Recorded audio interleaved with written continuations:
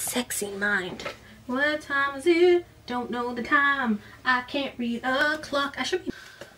Oh my goodness. Hi guys. Oh my god, it's been over a month since I filmed for this. And we're reading Invasion of the Boy Snatchers. Book 4. It's April.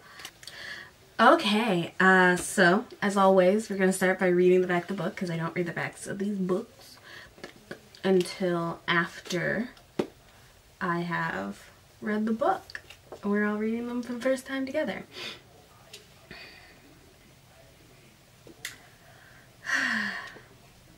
The Clique girls always get what they want. Massey Block. Massey is less than thrilled when Claire is forced to move into Massey's bedroom, but Claire isn't the only person edging in on Massey's territory. Alicia's hot Spanish cousin, Nina, arrives from Spain and starts flirting with all the Briarwood boys, including Massey's crush. Will Nina make every boy in Winchester... I'm keeping it. Dean Winchester. In Westchester fall in love with her, or will Massey toss her out faster than last season's 7 jeans? Claire Lyons. Claire got everything she wanted for Christmas, but presents don't matter to her. All she really wants is her first kiss from Cam. I hate when my mouth looks dry. Oh my god. Kristen Gregory. A tragic haircut disaster leaves Kristen looking like a boy. Will she be condemned to a season of wearing hats when everyone else knows hats are so over? Dylan Marvel. Dylan gained 6 pounds over break and feels totally fat. Hopefully she'll burn it all off trying to catch a boyfriend at the Valentine's Day love-struck dance. Alicia Riviera. Alicia's cousin Nina is the hottest thing to come from Europe since Versace and Prada. But when the Clique decides foreign imports are total out, Alicia is forced to choose between her friends and her own overexposed flesh and blood. I know we do this every month, but like... It's like, that's not what the plot was. Like, that's not what I read. That's not what you wrote, Lacey. That's not true, Ellen. Massey's plot. Actually, like, the main plot. Fully on thing. Claire. Pretty good.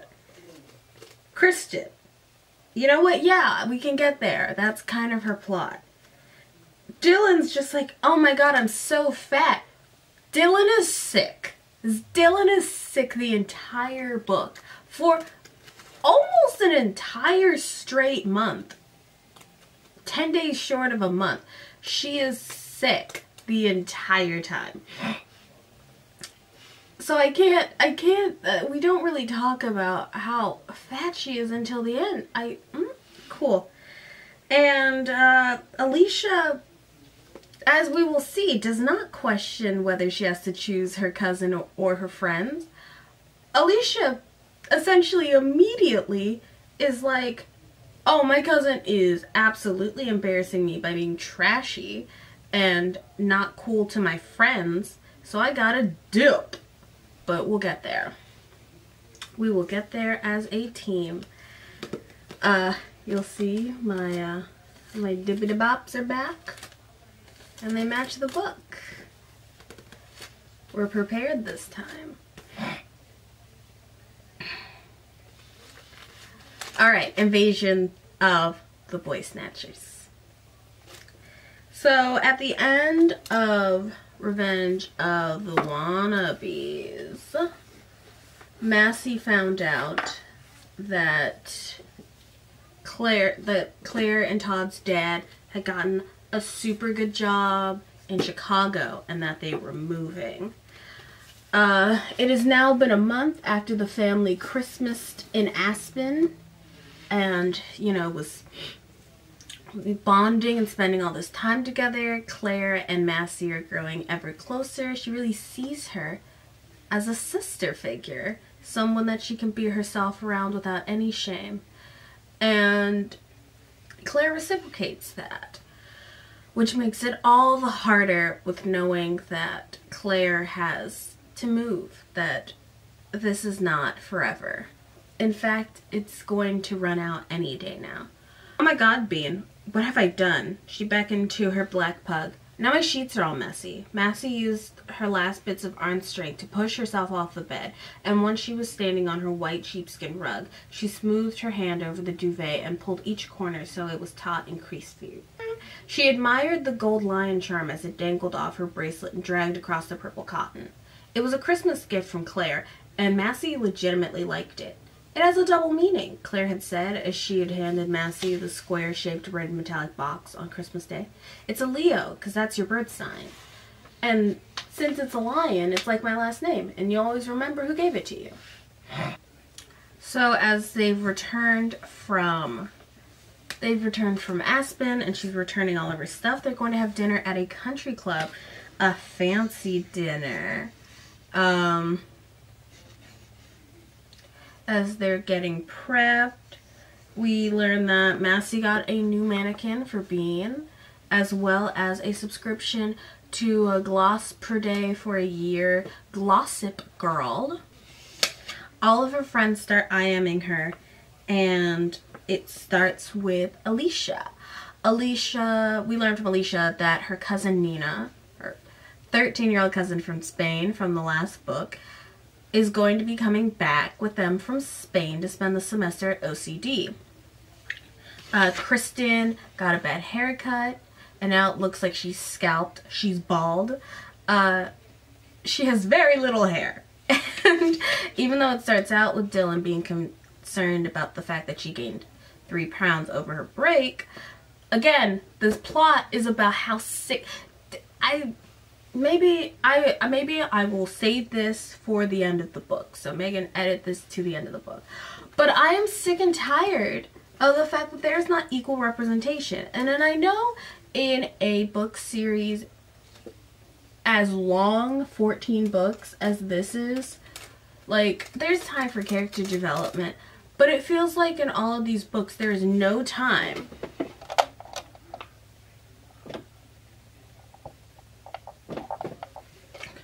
There's no time to focus on Dylan and Kirsten as characters. They're almost handled as like a 2-for-1 deal. Their plots always have to do with one another and are often in competition with one another. Like, they're not really friends. I get that Kristen and Dylan are kind of opposites. Excuse me, Dylan being fat and Kristen being sporty. Dylan being a like chubby short redhead and Kirsten being a tall sporty blonde. Those two groups are supposedly at odds. But like, they never get their own plot succinct from each other like that. It's their plots that have to do with the rest of the group always have to do with one another. Whereas like Alicia can have a plot that has to do with the rest of the group, but also has a plot that has to do exclusively with her or with Massey or with Claire in Revenge of the Wannabes. You know, she was the villain of the book, but she was also, you know, very clearly, Massey wasn't all like clear of being a bad person. I don't know, we'll get there in other books, I guess, but for right now it's just like Massey and Dylan writes. Am I right, Carols? For once, this book isn't fully contingent on being fat, it's contingent on her being sick. Kirsten's plotline is about having a new haircut and the fact that she has switched from crossword puzzles to word jumbles. I'm not going to read any of them, but almost every line Kirsten has, she throws in a little word jumble, and it's the most annoying thing on the planet. I wish for death and reparations. So while Massey's on the phone with the rest of the pretty committee talking about her trip, they ask her if Claire knows that she's moving to Chicago yet. She's like, no. So everybody else but Claire knows. And it sucks. Kirsten and Dylan are kind of distant from Massey because Massey's been really attached to Claire. I think that's what we're setting up for book 5 is going to be, you know, Dylan and Kirsten kind of jumping ship, questioning their role in the friendship if Claire is there. Listen, Massey said, the lionesses have been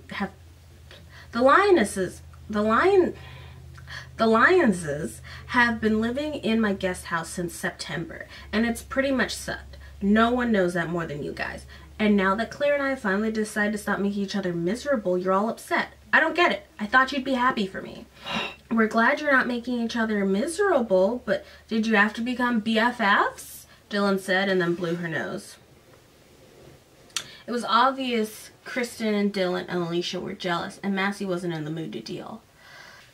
So they're all snippy snappy about that. But it's time to go to the country club for dinner, and Claire's clothing isn't really country club appropriate, so Massey lets her borrow one of her designer duds, something that is actually very, very important because apparently Massey doesn't even let Dylan and the like try on her clothing like that.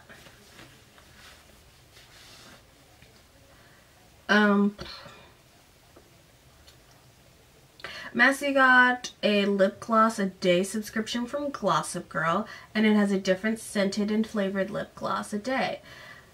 I want to say that that's a terrible idea, but I'm a person who loves lip gloss. I currently on my desk have one. This one's from ColourPop. It's a Lip Lux oil. And this one, I have a matte lipstick from NYX. This is the Lingerie XL. I have a lipstick from Proper Beauty. This is unfocused. I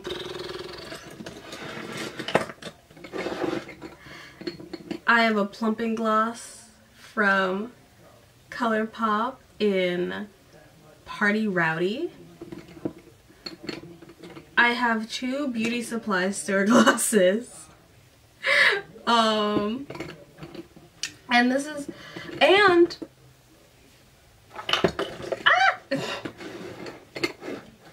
I have a 24 gold lip oil that I really liked.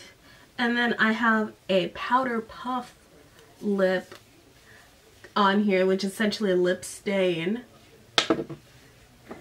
And in honor of Y2K, I have this other plumping gloss that I've been waiting to put on. I really like the packaging on this. It's an I Am Me, and it's pink. I think there's also an e.l.f. gloss up here. I really forgot how much I love those. I'm gonna have to start wearing it now that it's summertime.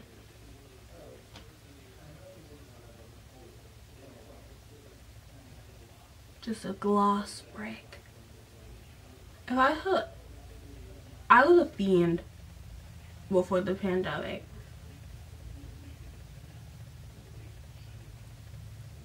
I would just like, I like my nozzles to be clean. I would just have lip gloss on just for fun. Like,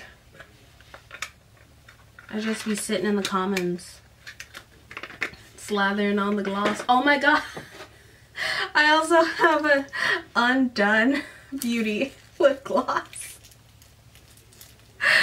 This one's like a lip stain as well. With vitamin E. Lastly, before we end up at the country club, Massey has been talking to Darrington over email, and Claire has been talking to Cam. Excuse me. She has really, Massey, lastly, end of the chapter, She has really attached herself to this dumb, weird girl. Claire... I'm probably not going to have enough time. I can try. Claire hobbled around Massey's room, trying to get her balance in Massey's heel. Wait, I know. I bet they're buying a ski house in Aspen right next to yours, so we can be there together every Christmas. How awesome would that be? The excitement made Claire lose her balance. She teetered for a few seconds and then fell face first into the butt of Bean's mannequin, which knocked over Massey's mannequin. They both came crashing down on top of Claire. In an instant, she was buried under a tangle of spongy arms, legs, and paws. Oh my god. Are you okay? Massey was glad Claire couldn't see the smile that she was fighting on its way onto her face. A muffled ugh was all she heard back. Massey started laughing so hard she couldn't breathe, then tears welled up in her eyes, and before she knew it, her teeth were chattering, and she was crying for real.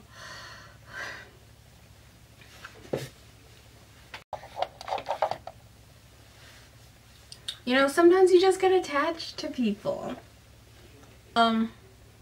So it's really weighing on her, the fact that she's attached herself to this weird girl and that she's not gonna have her around anymore. So the family gets to the country club. They go in for a fancy dinner. There's a lot of burping and fanciness from the families as they enter.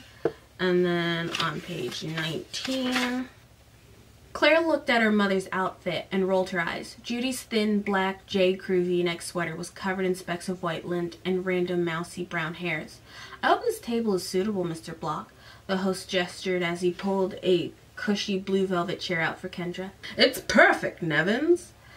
William straightened his gold tie. Thank you. Yeah, thanks, buddy, Jay Lyons said as he was wearing a wrinkled blue dinner jacket with a plaid flannel shirt underneath. Claire couldn't believe the two dads were actually friends. Once everyone was seated around the table and their wines and Shirley Temples had been delivered, William raised his glass. Everyone followed. Hold up. To my dear friends and neighbors, he lifted his arm a little higher. Now, Jay, will you please tell us what this big surprise is? Kendra and I are tired of guessing. Everyone chuckled except Massey. She was looking down at her lap, pushing her cuticles with a yellow plastic sword that had come with her fruity mocktail. Claire wiggled forward in her seat. Was it going to be a house in Aspen or a new car? I don't want to move to Chicago! Todd screamed. His face was flush and his big brown eyes were welling with tears. Massey's head shot up and she punched the side of his arm. Massey! Kendra gripped her silver butter knife and pursed it firmly against the table. Todd, what are you talking about? Jay asked his son, but Claire didn't like her father's tone. It was laced with suspicion and not concern. So we find out, he spills the spill, and now everyone's crying.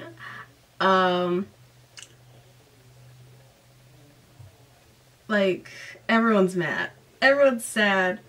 Everyone... Blah, blah, blah. So the family split up to go home, with Jay and William going up to Kendra being like, you gotta fix this, William. And so he takes Jay upstairs into his office and they spend hours just trying to talk. Insert. Claire has a cell phone now. Yay for Claire. Woo. Woo. She has a cell phone now. Her parents do not know about the cell phone. So she is able to IM with the rest of the girls now. Everyone is camped out in front of the office to make their case to Jay on why they need to stay. And in the long run, they come out. And it is decided that Jay is going to stay in New York for a little longer. They're going to renovate the guest house.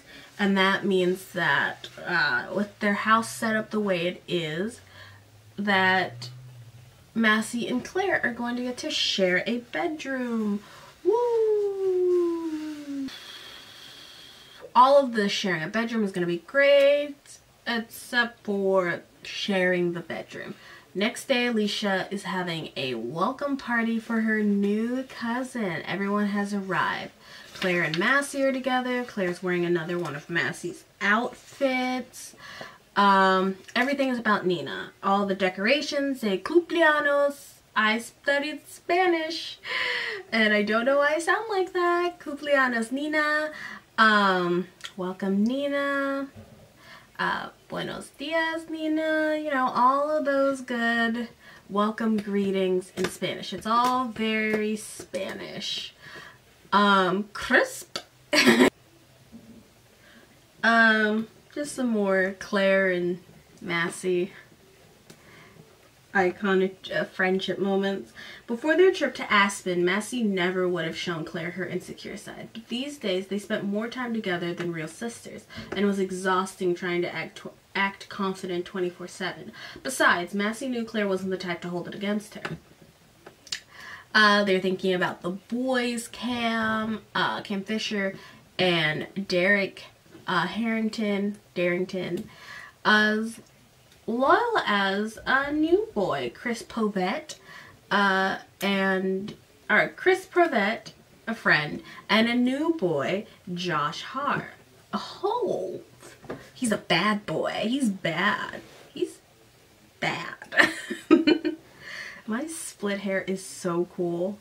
Like, sometimes I'm like, oh, I shouldn't have, but like, when it looks this cool, how can I be mad at it? Massey sees the new kid, but she's only got eyes for Darrington. He's looking even more floppy and disheveled and kneecap bare than he was before. How could you not? Massey has a big fat crush on Darrington, but refuses to let anyone besides Claire know about it. Refuses to let anyone see her insecure side from Claire. Oh, well, look at that. The rest of the group meets up. First with Dylan. The three girls squealed when they saw each other. Dylan held out her arm in preparation for a giant hug, but Massey stood tall and stayed stiff, her hands pressed against her thighs. If anyone saw her sweaty pits, she'd have to transfer schools. Dylan must have sensed Massey's hesitation because she turned and hugged Claire instead. When she released Claire, Dylan leaned in and sniffed Massey's face. Are those your lips I smell? It's my new gloss. Massey took a shiny mirrored tube out of her clutch and waved it in front of Dylan. It's called Krispy Kreme. It arrived yesterday. It's strong. Dylan tucked a bright red curl behind her ear. I can actually smell it through my stuffed up nose, she coughed. Ew, cover your mouth. Massey laughed and fanned the air. Admit it. Dylan took a step back. You're just embarrassed to be seen with me because I'm fat. Fat? Claire gasped. We're like the exact same size. I wish. Dylan inspected Claire's small round butt. Dylan, are you full of garbage? Massey asked. Dylan tugged on her dark green silk caftan. No. Then why are you acting like a hefty? Claire threw her head back and laughed louder than she needed to. Massey curled her eyebrows. She knew her joke was clever, but didn't think it was lol-worthy. Massey shot Claire a what's a funny look, but Claire was too busy slapping her thigh and peeking at Cam out of the corner of her eyes to notice. They're playing the I'm having fun without you game.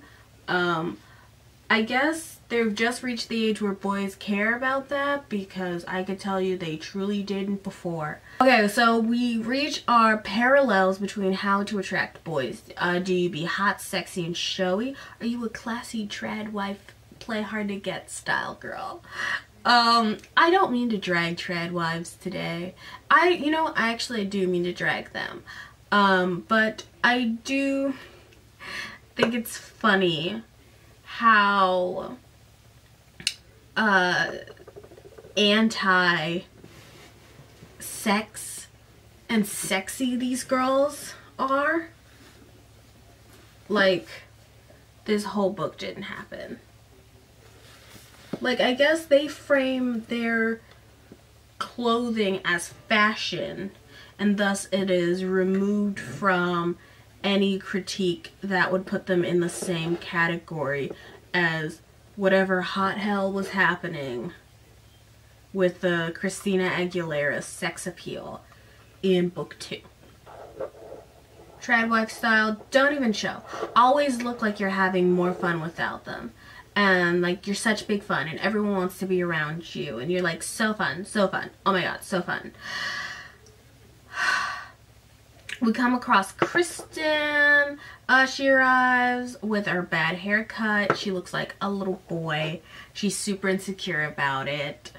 So she overcompensates by dressing super girly. She's wearing a lace dress and is trying to balance out this very boyish haircut.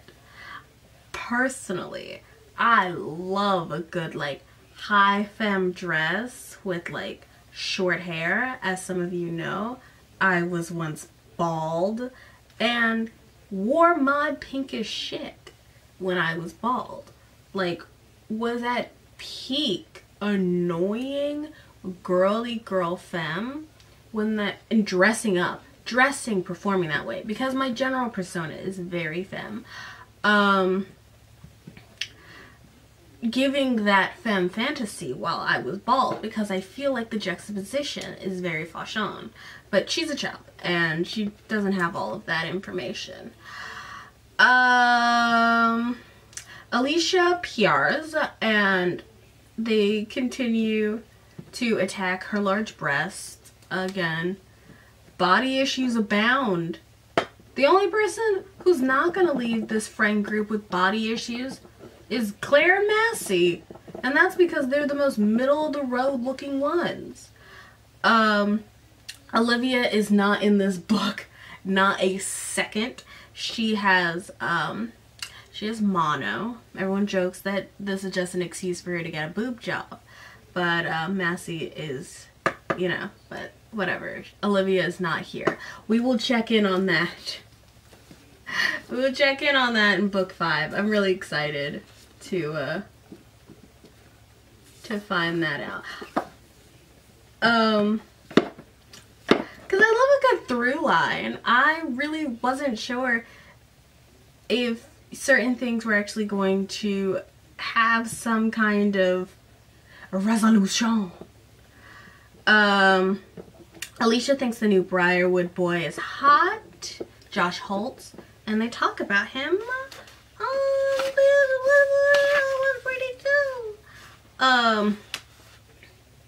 Have you guys seen the new Briarwood boy yet? Alicia whispered. He's adorable. Am I a vampire? Massey asked. Huh? What? Alicia asked. Then why are you keeping me in the dark? Details, please. His name is Josh Holtz. He's a transfer student from Hotchkiss. Alicia made air quotes when she said transfer student. She leaned in close and continued. But I heard he got expelled for pulling the fire alarm before a major test. A dark-haired boy in a New York Yankees hat and a navy blue blazer pushed his way through the crowd carrying a ginger ale with a cherry floating on top and a shrimp kebab. Stop, drop, and roll! Cut that. That was not part of that. He's a bad boy. So almost immediately, Claire gets food on Massey's shirt, and they are all confronted with the fact that she is letting Claire do things that she never let them do to her, borrowing clothing, and you know, borrowing clothing is OL, off limits. The Briarwood boys are getting ready for the soccer playoffs. The team, the Tomahawk, is playing against Grayson Academy, and they've got 2 games left. They really want to win. Todd spills in front of everyone that Massey and him are living together, and thus Claire and Massey are sharing a room together before Massey can really address it and float in a way that her friends would appreciate it. Can I have your attention, please? Hold up. Am I going to pull out an offensive accent? Can I have your attention, please? Alicia's mother, Nadia, shouted from the top of the staircase. Massey breathed a sigh of relief when Claire turned away to listen to the announcement. Crisis averted. Nadia was wearing a dark brown strapless paisley dress and a ridiculously large necklace made of peacock feathers. Her black hair was wrapped in a tight bun on top of her head with a gold scarf. Even though she hadn't modeled in 15 years, Nadia looked like she could have walked straight off the runway and into her house. Once again, she asked for attention. Finally, the music stopped and the chatter in the room was reduced to a loud murmur. "My husband Len and I would like to welcome you all to our home." Her Spanish accent was thick, and Massey had to strain to understand what she was saying. "You know, we are always looking for an excuse to get together with friends." A few of the parents started cheering, and Nadia responded with a gracious smile. "And tonight's excuse is a very beautiful one. Nina." Applause! Massey searched the room looking for the guest of honor, but there was no sign yet. Nadia was probably trying to build her up because she was such a dork. "My niece has come all the way from Spain to spend the semester with us. So please raise your glasses and help me welcome Nina Callis to Westchester." "Couple tard, Nina!" Nadia toasted. "Couple tard!" Nina and the guests toasted back. A tall, thin girl came out of one of the bedrooms and glided to the top of the stairs. She stood perfectly still, giving the guests a chance to drink her in. She tilted her hips, stuck her long, thin left leg, and let her tan, bare arms dangle by her waist. Massey's so rude. There has to have been some kind of mistake. This couldn't have been the same busted-up girl Massey had seen in Alicia's vacation photos. Could it be? Could it? Her black strapless mini dress barely covered the label on her underwear, and unfortunately, it looked kind of hot. Like, it's very slut-shamey, it's very sex-shamey in this book. She's like, it goes immediately from her being like sexy and aspirational to, no. It essentially goes immediately from, do I want to be her, or do I want to be her, to immediately I want to fight her. And it moves into a very slut-shamey, jealousy kind of situation. Immediately, it is not women supporting women, and it never has been. The CLIQUE series is all about supporting women's wrongs. She's a whore, she's a slut, she's trashy, she's dressed like a slut, and that you're just like, oh my god, do the boys like it? Just the boys showing up for, like, she shows up Massey in the boy department, her sex appeal, and like, who needs style when you're like in class when you've got sex appeal? And that's something Massey just does not have. We learn that Massey has changed her in and out State of the Union into a full-fledged blog. Massey squeezed her eyes shut and hoped that when she opened them, she'd see the same gawky girl in Alicia's holiday pictures. The one with the unibrow who wore oversized tie-dye tank tops and thick white headbands. But a sultry Spanish beauty with perfect hair had taken her place. "What's with the hooker boots?" Claire whispered in Massey's ear. "She's so harashy," Kristen said, and paused to give her friends a chance to crack her latest jumble. "Trashy." "Food court," Massey sneezed. "I like her outfit," Chris Povitz said, devious smirk. "Me too," Darrington nodded. Claire glared at Cam. "Not me," doing the best to sound convincing. Claire smiled. "Please, she has no style. Her chest makes Alicia look like a back," Dylan mumbled, and the boys all high-fived each other. Okay, yeah, so the current State of the Union is, none of the girls responded. Kirsten adjusted her fedora, and Dylan said, "Let's meet some of the other people in my class." Alicia yanked Josh by the sleeve of his blue blazer. "Will they look like her?" He was still looking back at Nina. Darrington, Cam, and Pulvit cracked up. Alicia rolled her eyes and gave his arm one final tug. "He's a cool guy." Cam was still smiling. None of the girls responded. Kirsten adjusted her fedora, and Dylan sucked in her stomach. Claire tucked in her overgrown bangs behind her ears, and Massey applied a fresh coat of crispy cream. Why?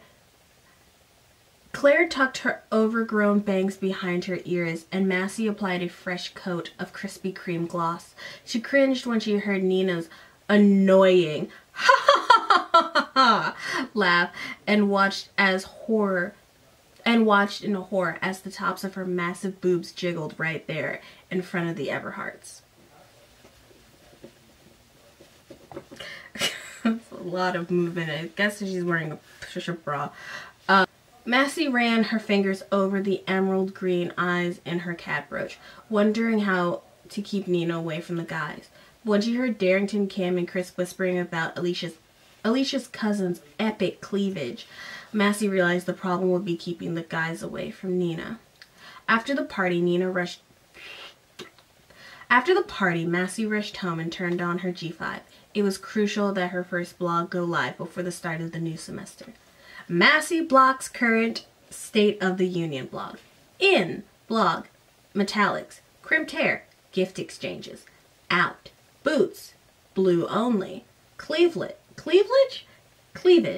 foreign exchanges. Okay, so school starts back on January 26th. It starts off with the big theme of this book being Kiss Virgins. There is Virgins, the new alcohol-free cocktail kiosk on campus. It was created by the tree-hugging 8th grader named Sage Redwood. And Massey, of course, got it instituted after she found out that Starbucks be bad because they were doing bad things to coffee producers in the Amazon. I miss her old chai lattes already. Kirsten lifted the hot pink vinyl rain hat Massey had given her. Remember when Sage was handing out those pamphlets last semester about the exploitation of coffee plantation workers in Sri Lanka and marching around the halls waving signs that says Starbucks is a total has-been? I'd just like to take this time to remind you that Starbucks are unionizing and that sometimes things might be in a little bit of flux as people are hired and fired based on their approval of the union, and how Starbucks is a dirty scab union busting asshat of a company, and that you can find local breweries, make your own coffee, or find people who aren't union busting. I believe there are 3 unionized Starbuckses, and most of them are in New York. So maybe the girls of the clique would have gone, if set in the modern day, would be able to go to, I think it's in Buffalo, so no, but go to a unionized Starbucks and support union workers. So they're no longer drinking Starbs. Dylan is starting to show more signs of being sick, and every one of the background characters loves Dylan's blog. Not Dylan's, Massey's blog. Words are so hard. Massey floats the idea, not the idea, she's telling them that she has to share her room with Claire. And then they talk about how long it's going to take to build a house and things are going to get cramped. God, aren't you two sick of each other yet? Dylan snapped. I mean, you just spent the holidays with her in Aspen and now it may get a little cramped, but it's better than having them move to Chicago, right? Kirsten and Dylan shrugged and said nothing. Hey, speak the devil. Claire was heading towards the back of the line with her kooky friend Lainey. Whew.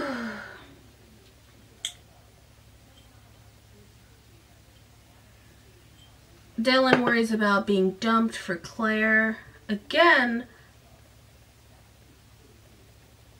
Dylan is so insecure, and I know kids are insecure at that age. We can't all have little Melkovanian, melodramatic monsters like Dylan running around, but she's worried about her being dumped for Claire because she has short hair, and she's worried about, what's your obsession with Claire? Are you dumping us because I have short hair? No, she's jumping us because we're fat, and we don't have boyfriends like they do. Massey totally just overlooks this whole, minefield getting ready to start and is thinking about her not boyfriend, maybe boyfriend Darrington. Do I just want to have normally Massey would have fought back, but she was distracted by Nina, who seemed to be modeling the latest knockoff contempo casuals. Everyone standing around the line stopped talking and stared. She swung her butt cheeks slowly from side to side as she passed, hypnotizing the crowd with her steady, confident sway and the click-clack of her knee-high leopard boots. She stopped at the front of the line. Hello! Oh, no, not hello.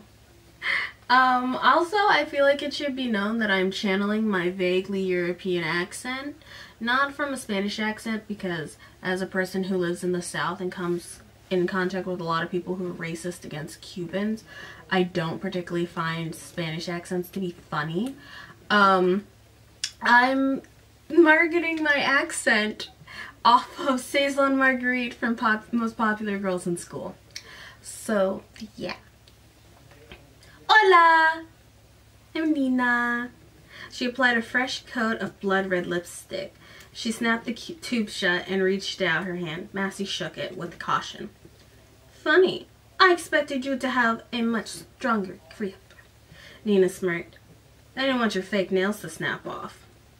You are not the first person to think they're fake, Nina held her hand out and admired them. They're so perfect that no one believes they're real. Just like those? Massey said, looking at Nina's chest. Exactly. Nina winked. Massey couldn't believe the frizzy-haired girl from Alicia's picture suddenly had so much confidence. I guess Nina's dressed like a trollop. And they're all like, you gotta be careful or you'll get caught up by Principal Burns. And they start trying to explain the plot of Best Friends for Never. But Nina's just like, she already talked to me. And I said that it was part of my Spanish culture. So no, I have to wear this outfit. And it's just like, is everyone in this town dumb as shit? But we know the answer is yes. Dylan calls Nina a slut, and then all of a sudden people are like, that's rude. That's so cool, Kirsten gushed. Massey, I wish you would have thought of that when we got in trouble for wearing our Dirty Devil's costume to school. I was a little busy trying to plan the first ever boy-girl Halloween party to think up stupid excuses, Massey said. Wait, you just threw your first boy-girl party last October? I've had boys at my party since 4th grade. Dylan sneezed. Slut! Massey was the only one who laughed. Did you just call Nina a slut? Alicia snapped. Dylan, that's so dude. Rude. What's dude? It means rude, Kristen offered. It's a jumble. Nina shrugged. No, I swear it was a real sneeze. Dylan grabbed her napkin off the table. My cold is getting worse. Massey wanted to scream. Why were her friends being so nice to Nina? Couldn't they see that she was a manipulative liar? Massey reached inside her hip-hugging Yves Saint Laurent money belt and fished around inside for her latest gloss-up flavor. Today's delivery was Cinnabon. It arrived that morning and was amazing. It actually smelled and tasted like the warm cinnamon rolls from the mall. Nina calls Massey small boobed. And she's like trying not to break her New Year's resolutions from the end of last book and trying to be a good friend to Alicia, but she's like, you brought this leper into our camp in front of God, the Virgin's cocktail. Alicia gets a phone call and it's from Nina's sister Cecilia, and Nina's like, I don't want to talk to her, I'll talk to her tomorrow. So she hangs up and it's just like, ugh, whatever. Alicia goes off to do her first announcement at a, as the school in place of comedy from last book. And we get, again, the piece de resistance of slut-shaming. I feel like we're never gonna get resolution on this, but whatever. Sorry. Sage apologized softly into the mic. It gives me great pleasure to welcome you to OCD's first alcohol-free cocktail kiosk. She got the ribbon around the cash register with giant scissors, and everyone clapped and woohooed. Welcome to Virgins! Sage shouted into the microphone. Nina looked over his shoulder. A gaggle of giddy girls were bumping into her as they jumped and cheered like they were at an Usher concert. She shook her head as if to say, what a shame. Is this place really called Virgins? She gasped. Massey nodded. Well, then I shouldn't be here, that's for sure. Massey gasped out loud by accident, but felt her entire body stiffen out of embarrassment. Now Nina would think she was a prude. Dylan and Kirsten's mouth hung open in shock, but there was a twinkle of admiration in their eyes, like they were actually impressed. Nina? Do you work at 411? Massey asked. Kirsten and Dylan giggled in anticipation of Massey's next line. Huh? Nina squinted like someone who's having trouble hearing. 'Cause that was way too much information. But deep down, Massey was starving for more. While this is all happening, Claire is worried about if Cam wants to kiss her. She's ready to get her first kiss, and maybe it will happen at the Valentine's Day Love Stick Dance. The last CD that she got, that Cam gave her, had a whole bunch of romantic songs, all with the themes of kisses. Lane grabbed the CD out of Claire's hand and started reading the names of songs out loud. Do You Love Me by Kiss, I Want You by Kiss, I Kissed a Girl by Jill Soblo, Kiss by Prince. Lainey is, you know, Lainey's annoying. I love Lainey because she's a good foil to Massey, but she's also kind of annoying. She's super excited, but Lainey is kind of annoying. She's thinking about breaking up with Eli for being too girly and wearing too much makeup. Claire worries about being too slutty because she's so interested and so wants to get kissed by Cam. Lainey doesn't fully believe that Massey is a good friend or a close friend, and that she should be pretty suspicious. Claire's pretty sure and trusts that Massey's not gonna do anything to hurt her. Claire and Lainey cut in line to be with the rest of the pretty committee, and that's when Claire meets up with Nina. Nina makes fun of her long bangs and tells her to get them trimmed. Massey's like, you're not about to make me look dumb in front of my friend. No, you're not going to trim my friend's bangs. We're going to go to Jacob at the dry bar or whatever. Alicia's first broadcast replacing comedy takes place. What's up, OCD? I'm Alicia Rivera, kicking off the new year with an exciting newscast. Claire remembered when comedy used to do the OCD news. She would tell corny jokes and rap the headlines. The entire school would cringe with embarrassment. But the girl in the cafe seemed to like Alicia's straightforward 6 o'clock news delivery, because everyone had turned to face the speaker, anxious for her to continue. If you've been anywhere near the cafe today, you know that Virgins is open for business. Congratulations, Sage. Today's special juice cocktail is the all-natural fruit and soy-based low-fat lover in honor of the upcoming Valentine's Day. Who's ready for the details? This year's theme is Love Struck. 1 week from Friday, all the OCD girls will meet at Briarwood Academy soccer field after the big playoff game to pick dates. But there's a catch. Literally. The guys will be dressed in Velcro suits, and you will each get 5 Velcro-tipped arrows. All you have to do is shoot the guy you like, and he's all yours. If you don't catch anyone, you'll have to wait to be asked. Unless, of course, you want to go alone. And as always, the most adorable couple gets the Cupid Award.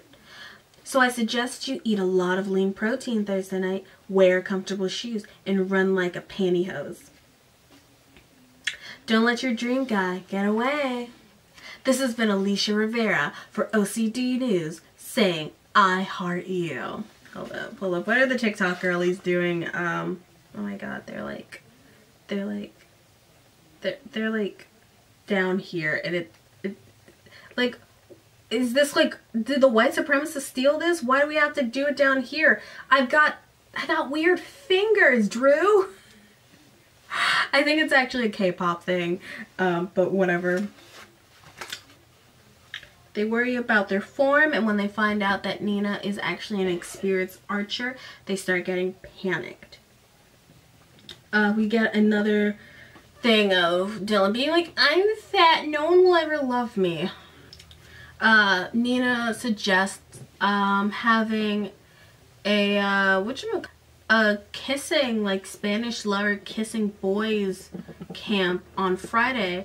But given what happened in the last book, the last time someone tried to schedule something for Friday night during sleepover hours, they all are kind of like, Nina's like, don't you all have lives outside of each other? Which is a reasonable question. Don't you ever think for yourself? But they're like, no, we'll just do it a different day. Now knowing the theme for the Valentine's Day dance, they're all trying to figure out who they're gonna date. Massey and Claire are like, we have Darrington and Cam. It's gonna be great. Nina's like, why are you so sure? I might steal your man. And all of a sudden, Massey is like, absolutely not. And plus, I have to win the Cupid Award for being cutest couple. Tells Claire how romantic it would be if she got her first kiss at the Love Struck dance. And Nina offers to teach a kissing camp to the rest of the girls on Friday night, but no one wants to ruffle the feathers after the last book and the whole fiasco with the Friday night sleepovers in the past. Nina, of course, is like, well, aren't you allowed? Aren't your friends allowed to think for themselves? Everything is super awkward. They just move past it. Claire starts rubbing off on Massey, and now she eats candy in public. She eats sugar, and Dylan is insulted because she's been trying to get Massey to consume sugar for like ever, but of course she never does it. Massey texts Darrington to ask him about the date, but trying to keep it cool. He calls it a homophobic slur, and they're kind of like, maybe we're gonna go together, maybe not. Massey is still playing hard to get. They kind of come to the conclusion, Darrington's like, if you come to the playoffs and watch us play, if you and Claire come and watch me and Cam play, we'll all go to the dance together. Don't even worry about it. The group was all excited for it and everyone's trying to play hard to get, but it's stupid to play hard to get over text. Things have started to shift in this friendship with Claire being so attached to Massey. Looks like we're going to the playoffs, Massey sighed. Whatever those are. Meowsia! Now I finally have someone to watch the game with. That's Kirsten. I have no clues what that word jumble could possibly be. I will tell you, I'll put it up on screen, but bestie, I do not know. Now I have someone to watch the games with. Count me in. Count me in, Nina smirked. The only thing I love more than football is the cute players. Massey leaned in and whispered to Claire and Lane. If she really loved it, she'd know it's called soccer, not football. They all giggled. What? Kirsten asked. Why are you laughing? Is it because I'm fat? Dylan said. You're not fat! Everyone shouted. It had nothing to do with you. Massey smirked at Nina. Yeah, right, Dylan coughed. She turned her back to Massey. Claire could sense that alliances were starting to shift. She had a feeling that her friendship with Massey might put her on the winning side, but these days it was getting harder and harder to know for sure. So it is now moving day on January 30th. Claire is now officially moved into Massey's bedroom.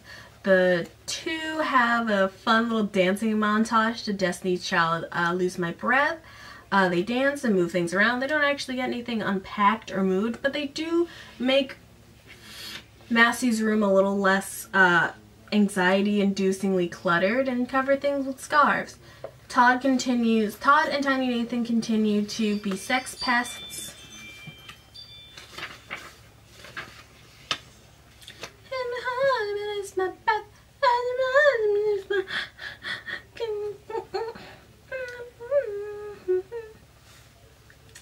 Where'd you get... Oh, God. Suddenly the bedroom door opened. Massey heard herself shriek, but her expression quickly changed to one of agitation when she saw Todd and Tiny Nathan dancing and playing air guitar on Massey's Hermes riding crops. She marched over to the boys and tore the crops from their sticky hands. Where did you get these? In the back of your closet, Todd yawned casually. Massey drew back the crop and slapped him twice on the butt, the same way she had hit her horse, Brownie, when she needed him to get up. You're dirtier than I thought, Todd. You're dirtier than I thought. Todd gave a devilish grin. Get, Massey said as she pushed Todd out of her room. Out of here! She shoved Tiny Nathan and slammed her door behind them. God! Massey tossed the crops on her bed. How annoying. There is a Claire, a Massey, and Massey let Claire borrow a pair of pajamas and gave her brown Dixon, which is like, didn't we all learn those things were fake and just packing material? But whatever, we're gonna, move past it, like that's not that big of a deal. But whatever, she wears a brown Dixon to sleep in. Till it's time for the rest of the girls to arrive for the sleepover. Dylan is there. Claire announced that she's gonna kiss Cam at the dance.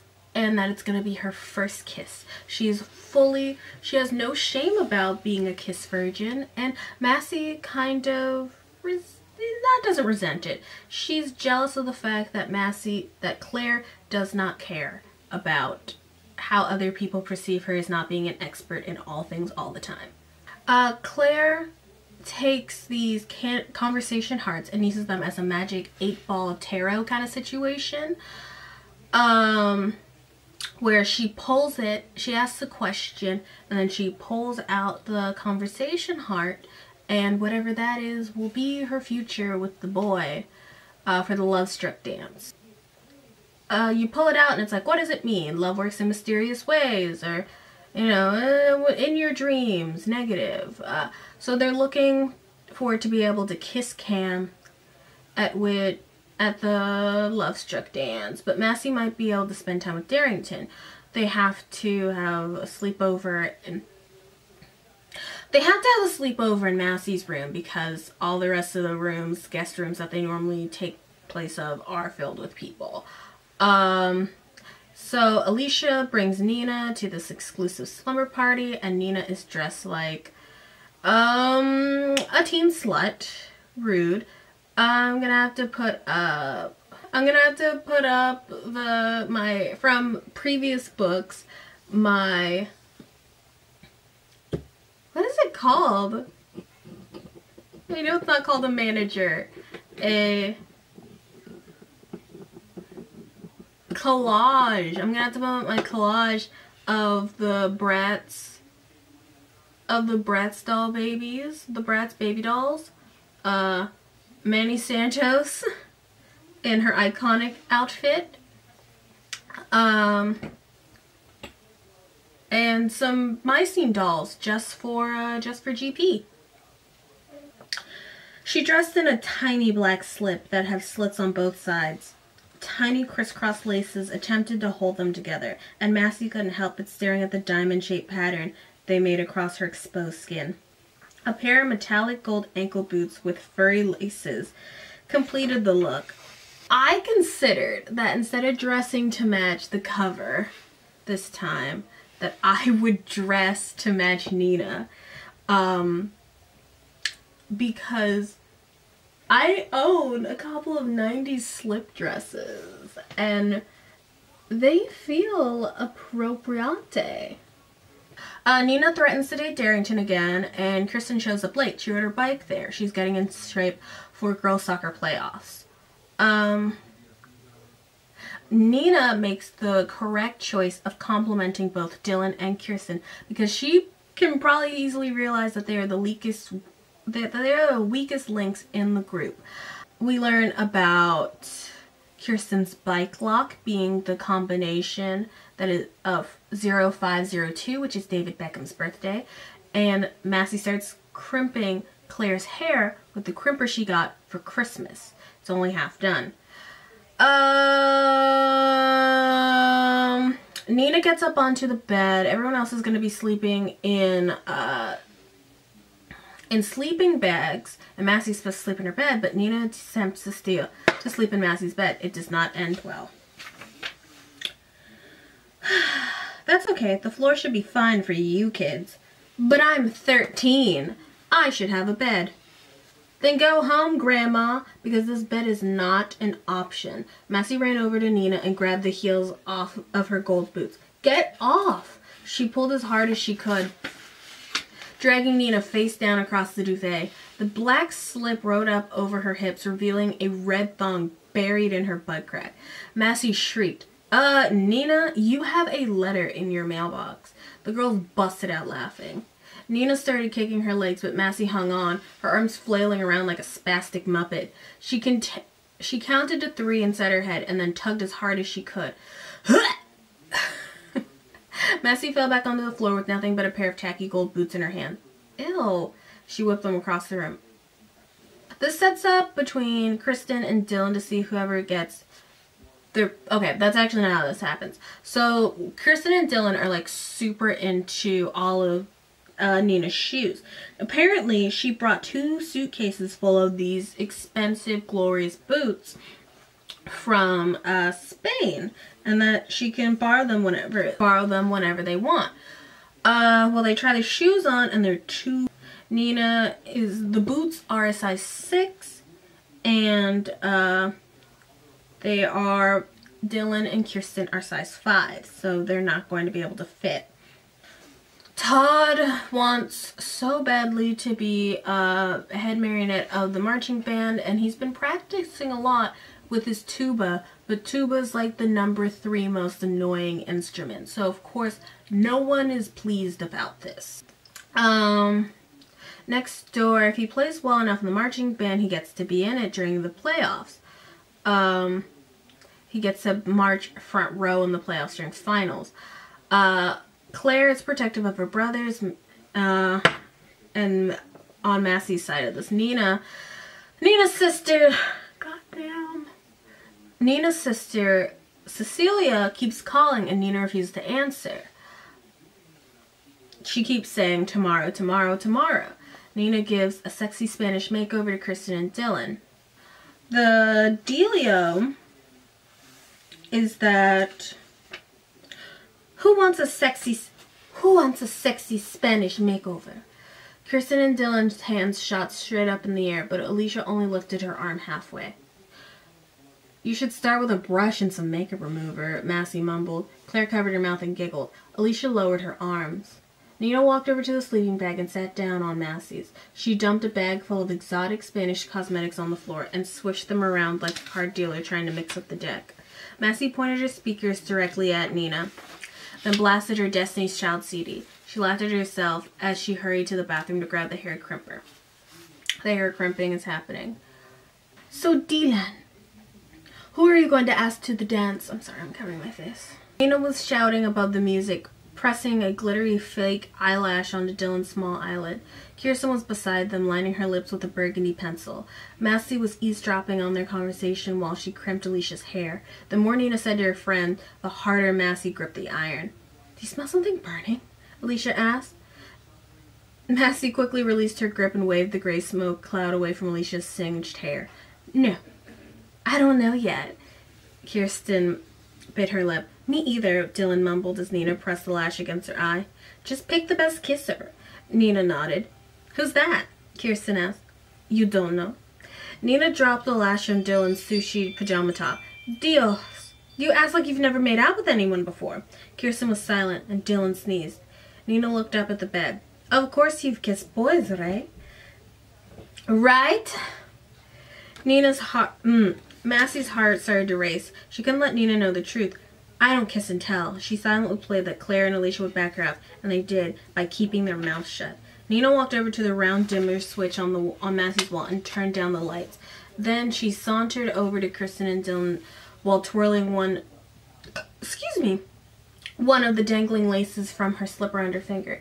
How about we make this interesting? She says, I will give 3 pairs of my boots to the first girl who kisses a boy at the dance. But they're too big, Dylan complained.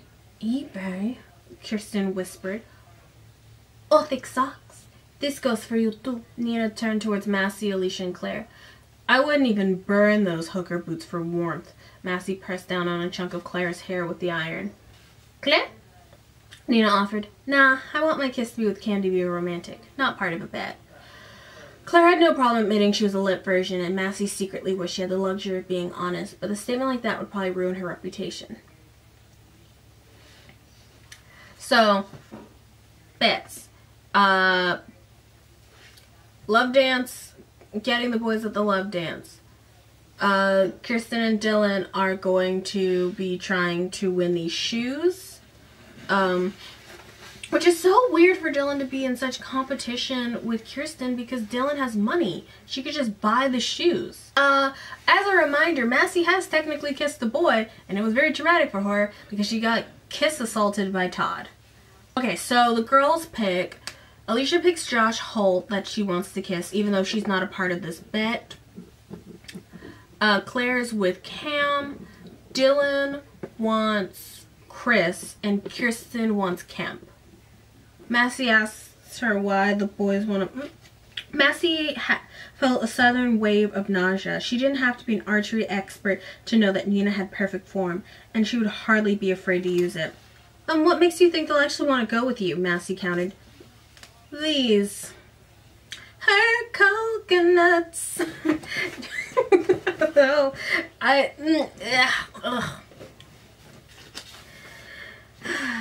Nina pointed to her gigantic boobs. Massey froze inside. She'd finally met her match. That's fine. So the next morning, construction and demolition has really started on the guest house. Moving happened on the 30th. Destruction happened on the 31st. They literally made this decision to do this on the 24th. Normally Massey always feels terrible the morning after slumber parties because she has to say goodbye to all her friends. She gets the feeling like a Christmas tree unplugged. But because Claire is there, she doesn't have that feeling. It is until it's time to leave, and for some reason Nina joins Massey's mom in an exercise class. I wouldn't join a child in whatever. It's very weird. Everyone but Claire leaves, and Claire starts to feel a little weird and a little puffy, and she looks bad. For a second, Massey's like, oh, she must just be catching whatever Dylan had. Well, she's not actually sick. She's allergic to Bean, which means that Bean has to stay with the maid Ina's room to protect Claire from the allergies. Massey takes this as a personal attack on her, and honestly is just pissed at Claire as is. Massey notices that one of her lip glosses and her hair crimper are missing, and immediately assumes it is Claire.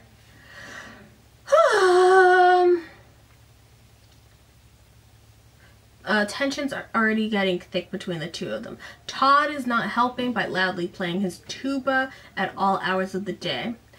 He's playing badly because he is in elementary school, and most elementary school kids aren't good at whatever instrument they've picked out for themselves. Massey pounded on the wall. I wish someone would take him. Then he could have his broom and I could get Bean back. His tuba suddenly got louder, as if he had moved closer to the wall on purpose. Your family is destroying my life! Claire's blue eyes seemed to harden and turn a shade darker. She was obviously offended, but Massey was too upset about Bean to apologize. I'm destroying your life? Claire's body shook with anger, which must have loosened the tears behind her eyes and sent them spilling down her cheeks. How can you say that? She was rolling the nail polish bottle faster now, and the top accidentally came off in her hands. Metallic blue paint splattered across the burnt orange pajamas Massey had lent her. Claire looked up at Massey, her eyes wide and her mouth open, like someone had jumped out from behind the bed and soaked her with a water balloon. How can I say that? How can I say that? You ruin everything of mine. She marched into her bathroom, slammed the door shut. Before she burst out crying, Massey turned on 2 swan-shaped faucets over her sink and blasted the water in the shower. No one was allowed to hear her cry except Bean, and she was gone. Massey's so dramatic. Lainey comes by to pick up Claire to help her finish unpacking, and also to go and see a movie like they do every week. Massey locks Claire and Lainey in the closet, and then Massey pretends to leave so that she can listen in on what they said. She'll let us out eventually. Don't panic. So what's up? Claire was obviously trying to take Lainey's mind off the fact that they were trapped. How's Eli? Are you two still hot and heavy? I dumped him last night on IM. I wrote, "You got to go. Forever." They giggled. Why? He told me he bumped into Alicia and Nina at the mag counter. Lainey said, so you finally got tired of dating a guy who wears eyeliner? No. He became obsessed with Nina. He wouldn't stop talking about her. He loved her sexy boots, her wild outfits, her exotic accent. I swear, Nina mania is spreading faster than Dylan's flu. Let's ask the Hearts about her. "'Kay," Lainey agreed. "Hearts, should we lock up our crushes? Is Nina a boy snatcher?"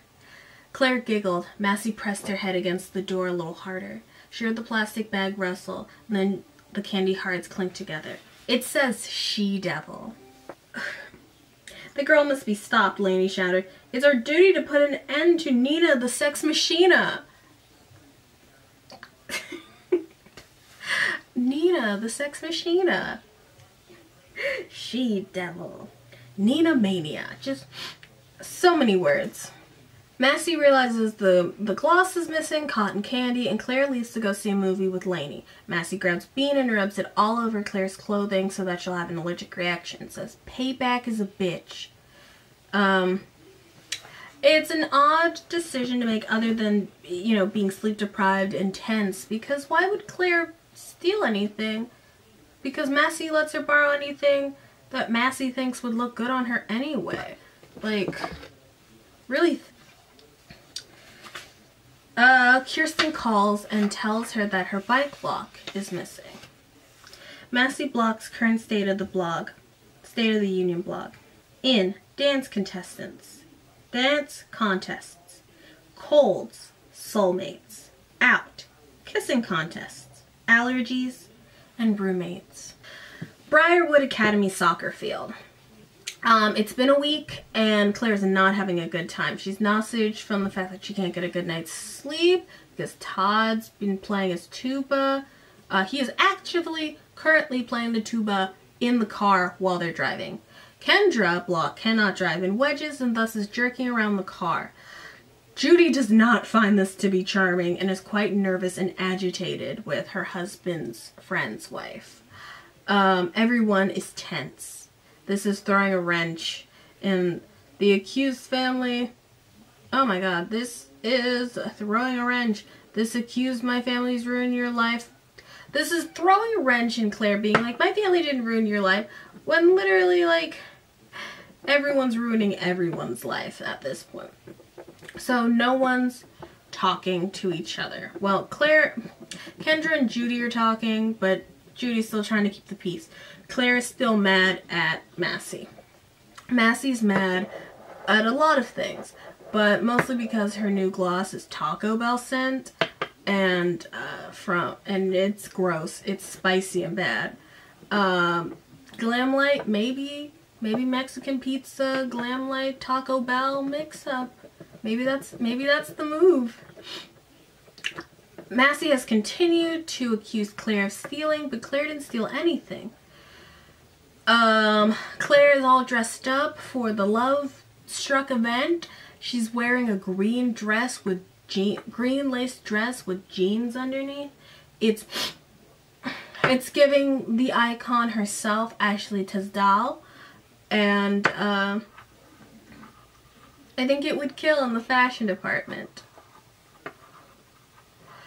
Todd keeps playing his goddamn tuba in the midst of all this conflict.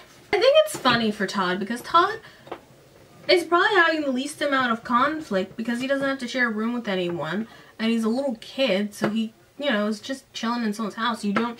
So the girls all meet up, the rest of the girls meet up. Kirsten is wearing red lipstick because that's the only way that people will stop thinking she's a boy, as she's dressed all up in Briarwood boy soccer gear, tomahawk windbreaker and items.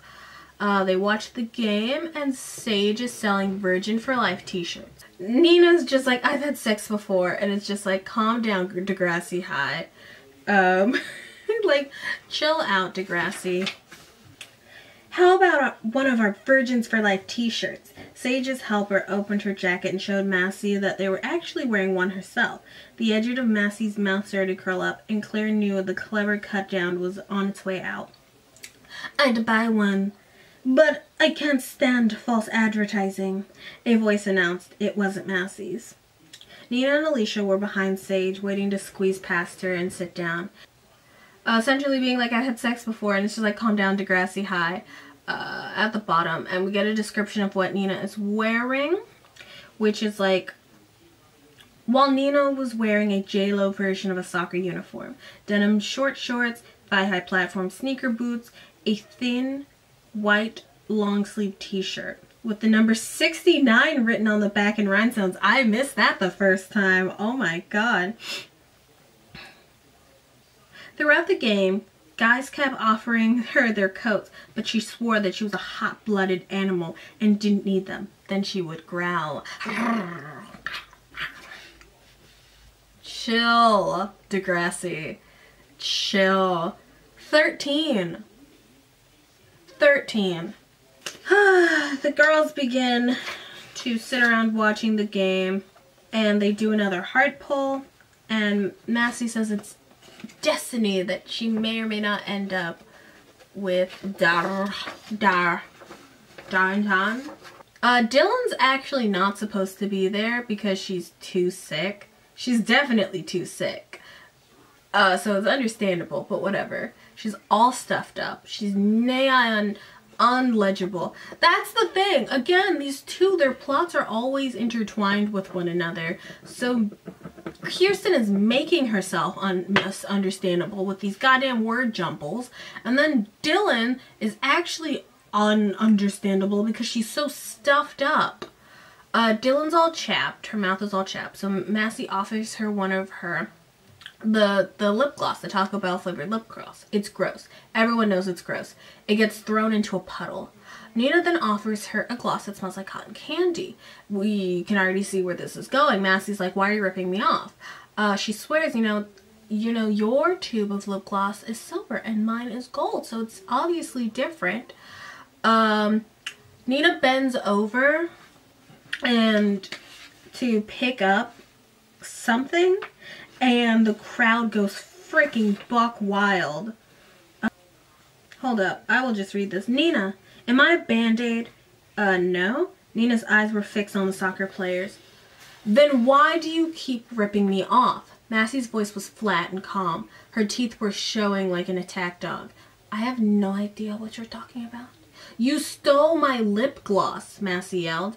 Ma'am, I found it, the referee yelled back from the field. Hold up, I have a new lip gloss. This one's the elf one. He was holding up the tube of Taco Bell and waving it between his fingers. He fake tossed it to let Massey know he was about to throw it. When he actually did, Massey made no effort to catch it, and the stinky gloss plopped down into a muddy puddle just below their feet. Where's my crimper? Did you take that too? And what about my bike lock? Kirsten chimed in. A look of panic washed over Alicia's face as if she was the one being accused. Nina, did you take Massey's lip gloss? No! Nina pouted the way grown-ups do when they want you to think that they're offended. No.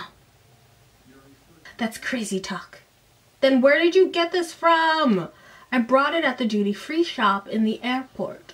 Nina stood up and jumped off the bleacher. She bent down slowly in front of the puddle and picked up the tube of Taco Bell. Ugh. Nina then bent down and wiggled her butt.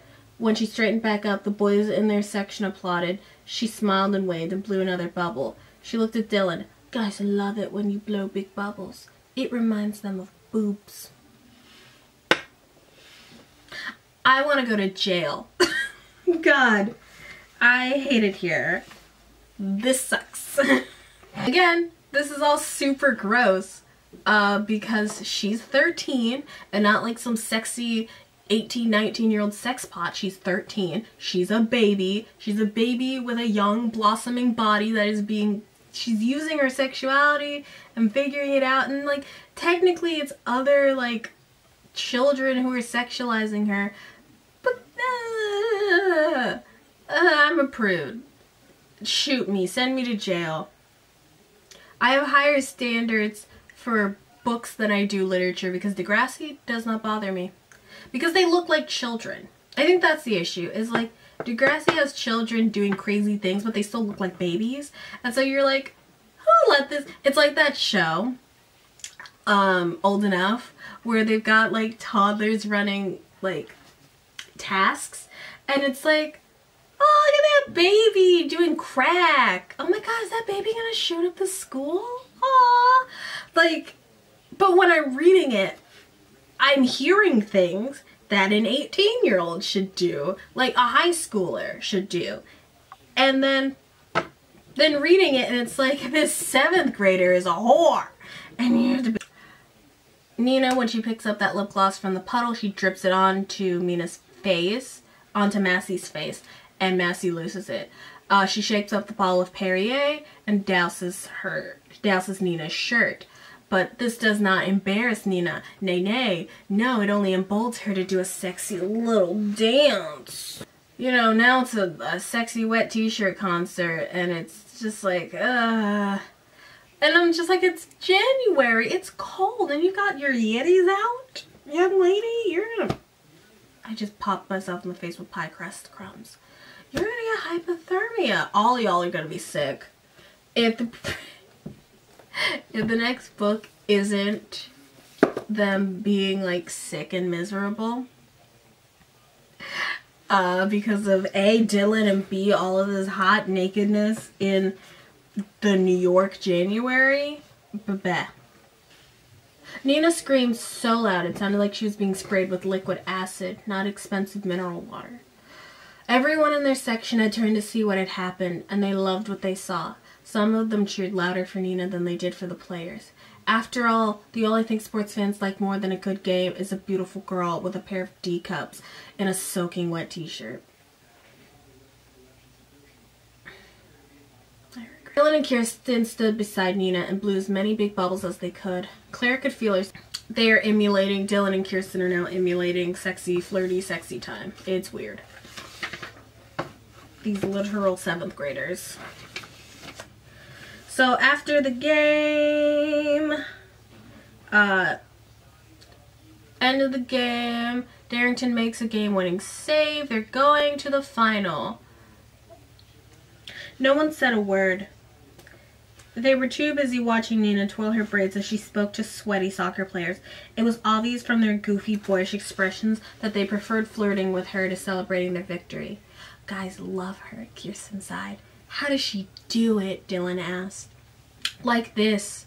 Massey slammed her blush brush down on the bleacher and stood up. She pushed her small boobs together with her hands and leaned forward and wiggled her butt. Yeah, baby! An 8th grader shouted.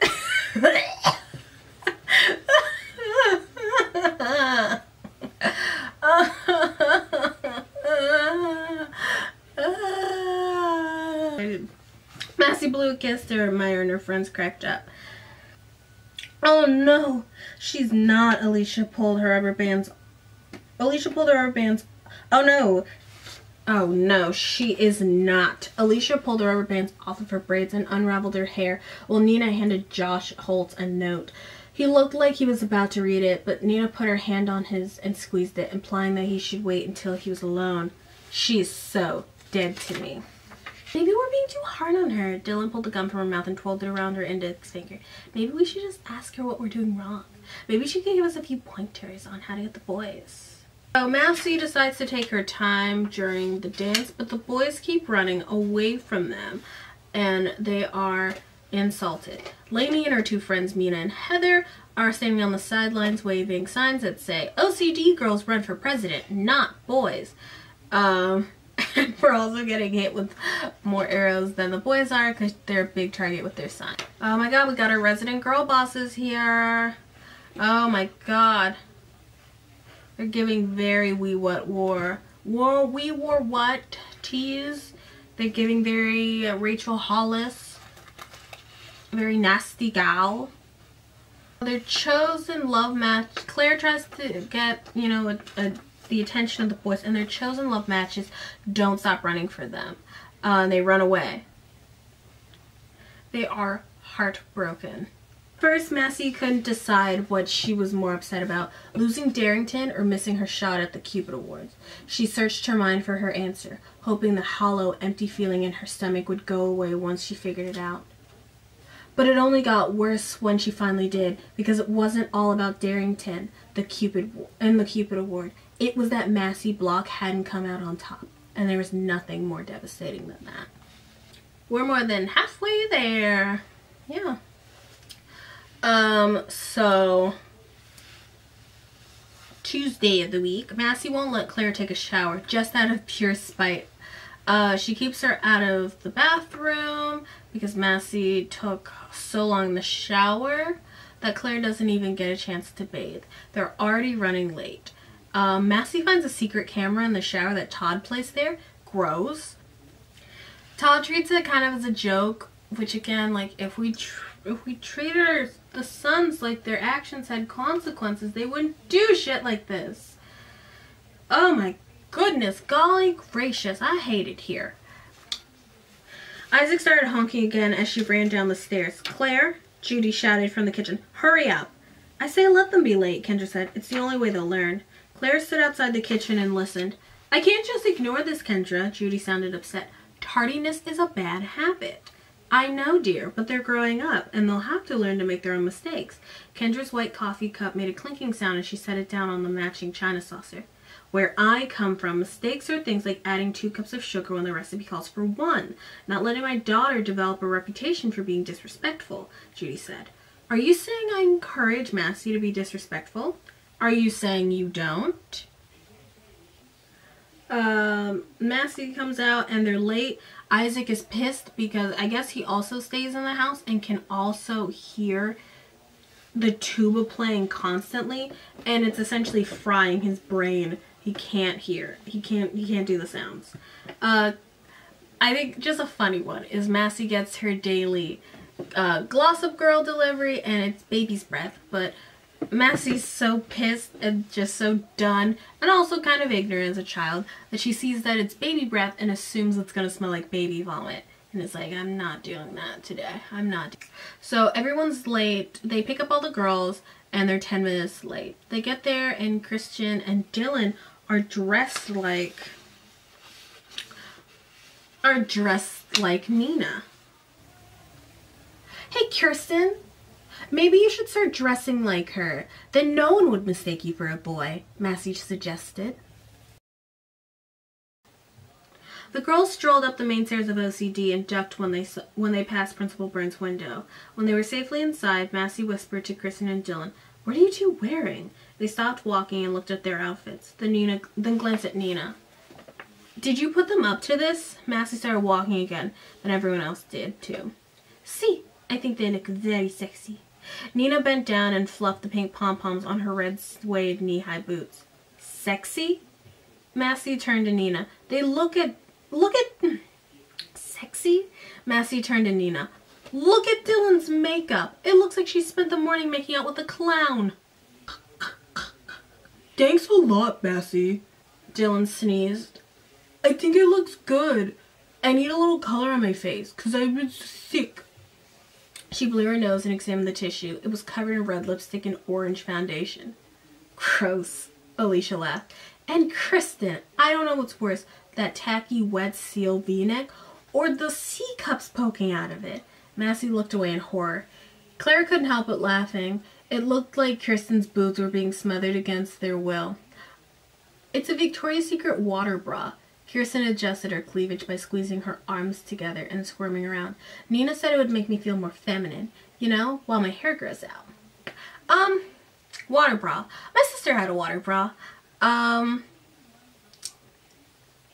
I knew they were real interesting, but did you know that they are filled with oil?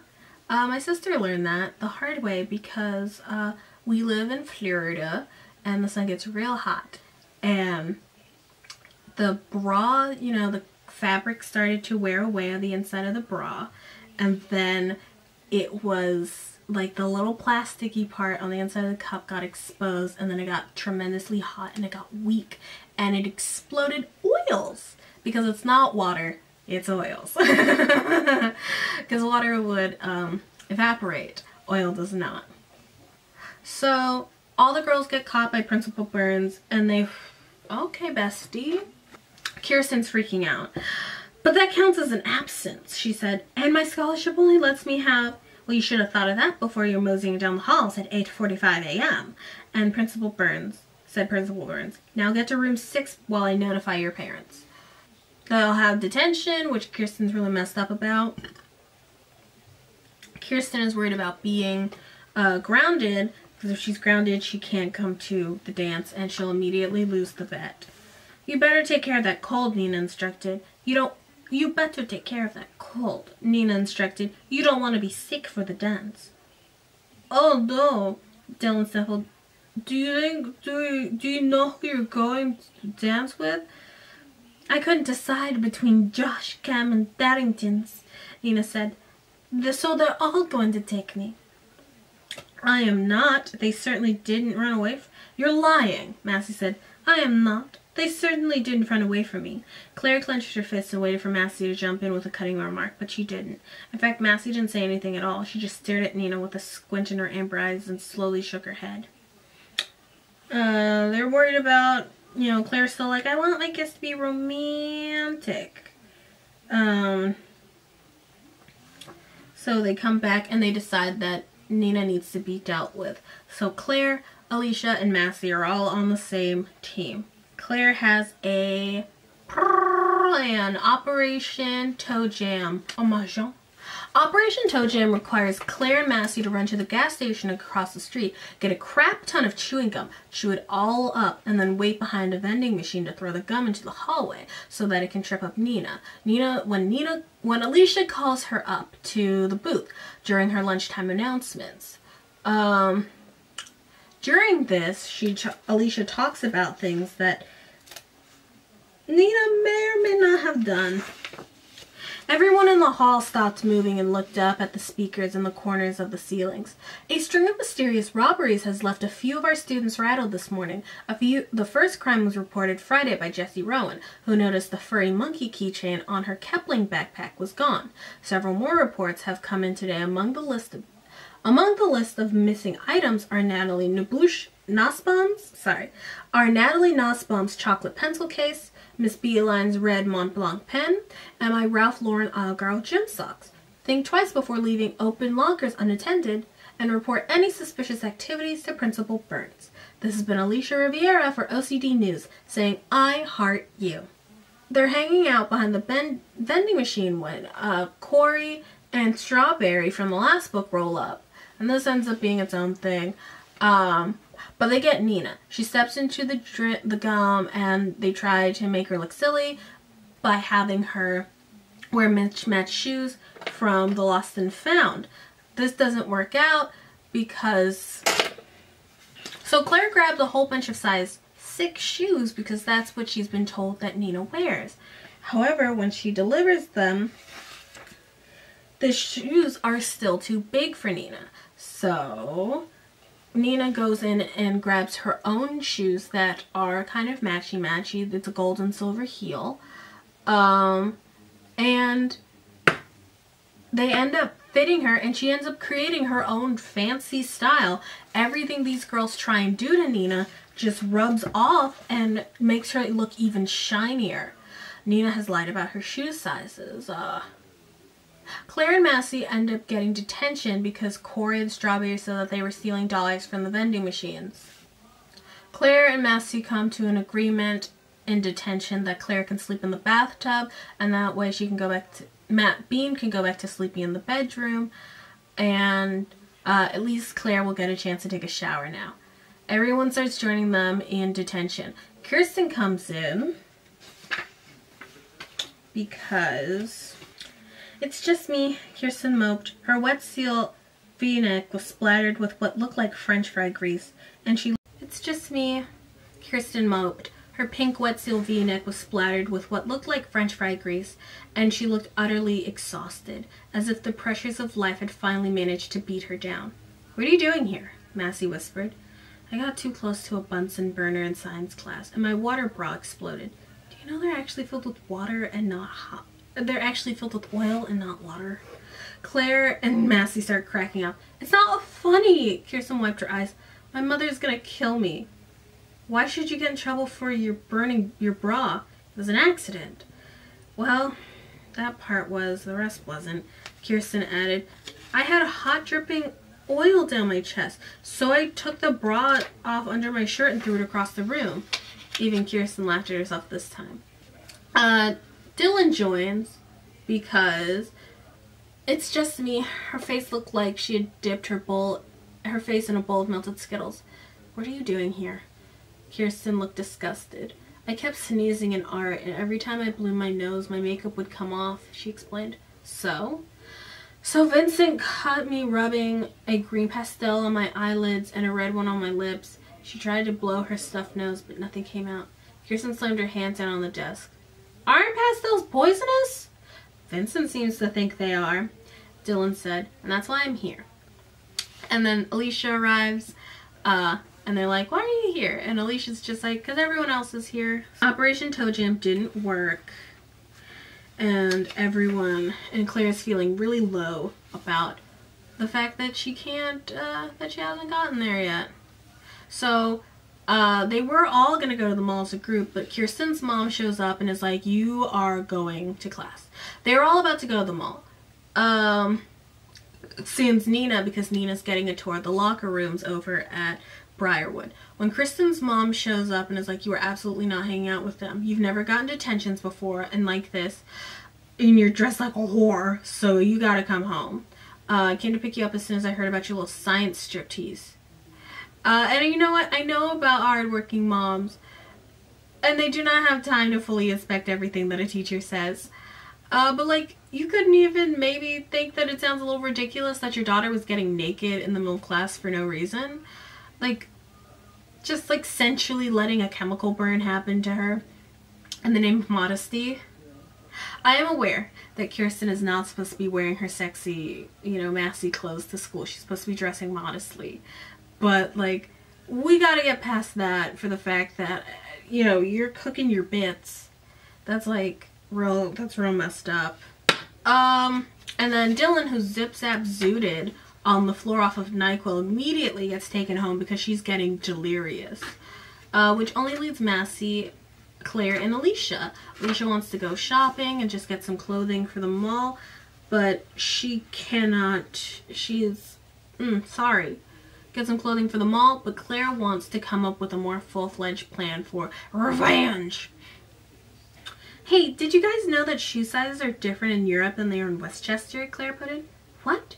Alicia asked. Yeah, like a 6 there is actually a 5 here, Claire explained, because when I took Nina to try on the shoes, none of the 6s fit her. They were all too big. So maybe she's a 5, Massey said. Who cares? But during the sleepover, she told us her boots were 6, Claire insisted. Don't you remember? Kirsten and Dylan tried them on at the sleepover. They're both 5s. The boots were way too big for them. God, CSI much? I'm just wondering why she would lie about the size of her feet. It's funny that Nina's even into boots, Alicia pointed out. She used to be such a dorky dresser. She was even worse than... I mean, she used to wear jellies and socks to restaurants. Ew. Her sisters were the ones who were into footwear. They're like famous for their style. Everyone copies them, and twice a year they auction off last year's boots. Come on, you cannot keep going to sleep. I know you're overheating, but you cannot keep going to sleep. I have a thing to do.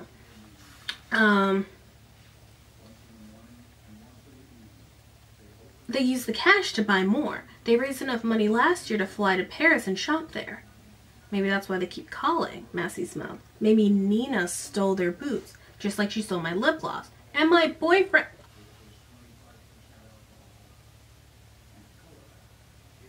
Oh my god! Homophobia! Homophobia. Rude. Am I gonna have to bootleg this? I've never had this happen. No, you might be onto something. Alicia's brown eyes were wide with wonder. Whenever I get back from Spain, I always have a few I'm always missing a few of my favorite things. I always blame the baggage handlers at the airport, but what if it's Nina all this time? What if she's the cat girl? What if she's the gato burglar? So Alicia calls her Spanish cousins, forgetting about the time difference. Her Spanish isn't good, so then white girl extraordinaire Claire is like, I'll translate, I got this. That yupper doodles, they're missing shoes and they're pretty sure that Nina has them. So now it is time for plan 3. Plan 2? It's either 2 or 3 to the mall at Claire's behest for vengeance. And we get Massey Block's current State of the Union blog. In, Operation Booty Call, Crime Stoppers, busted. Out, Operation Toe Jam, dress shoppers, and cleavage. Now that we are on to plan 2, it starts with Claire sneaking into Claire, Massey, and Alicia sneaking into the house to go and find Todd. They run into the family first. They're building the guest house really quickly. It's February 10th and half the house is already built. Kendra, Judy follows Miss Block into the kitchen with all due respect. You can't just expect a child to want to show up to school on time. You have to teach them good habits by setting a good example and getting involved. They must have been in the living room area having tea because they dropped their empty cups in the sink. Well, Judy, with all due respect, Kendra rested her hand on the kitchen counter and the other one on her tiny waist. This whole thing is new to me. You see, Massey never had a detention until today. In fact, she never got in any kind of trouble until she started hanging out with, insinuating that Claire is the problem. Judy is not having it. I'm sure we will revisit this in the next book. All the girls are getting in a lot of trouble all of a sudden for all of their, ne'er-do-wells, and it seems like it's going to start catching up with the ladies. They go upstairs to find Todd playing the tuba, and they bust in Charlie's Angels style to get him to give them the spy stuff. Todd seems like the kind of guy that in 10 years is going to have a 17-year-old girlfriend and is going to be like, I can date her. I have the Romeo and Juliet clause on my side. We should be the ones calling. Massey, you search under the bed. Alicia, you check the drawers. I'll take the closet. What are you doing? Todd jumped to his feet. Help! Police! He started blowing his tuba like a car alarm. Brr, brr, brr, brr, brr. Police, I'm being robbed! Brr, brr. We should be the ones calling the police. Claire pulled Todd's clothes out of the closet and threw them on the floor. It's illegal to spy on people. Not in New York State, Todd said. Hidden cameras are legal as long as one party knows about it, and I'm that party. He handed Claire the legal document that had come with his camera equipment. See? So gross. They start to bust into his room. They're like, if you give us some of your spying equipment, we won't tell Mom. Or maybe we will. Doesn't matter. If everything works out, we won't tell Mom. They take one of his cameras and he explains how to use it, connecting it to the television. Excuse me. And Alicia takes it. She's going to pin it to Nina's purse. But that's no dice because when they go and check it on lunch, they see they have nothing but gray ceilings. It's clear. Claire is feeling her loss because it's again another one of her plans that has failed through. They're in the office area that Alicia has for doing the announcements, and Dylan shows up. They panic because they don't want Dylan and Kirsten to know about this. Kirsten shows up, but Dylan has been sent home sick. She's too sick. Kristen reveals that her mother is going to be chaperoning the dance because she's getting so many detentions lately. And we get some grounding realism. What's wrong? Claire finally asked. She burst into hysterical sobs. My mom is insisting on chaperoning the dance because I've been getting so many detentions lately.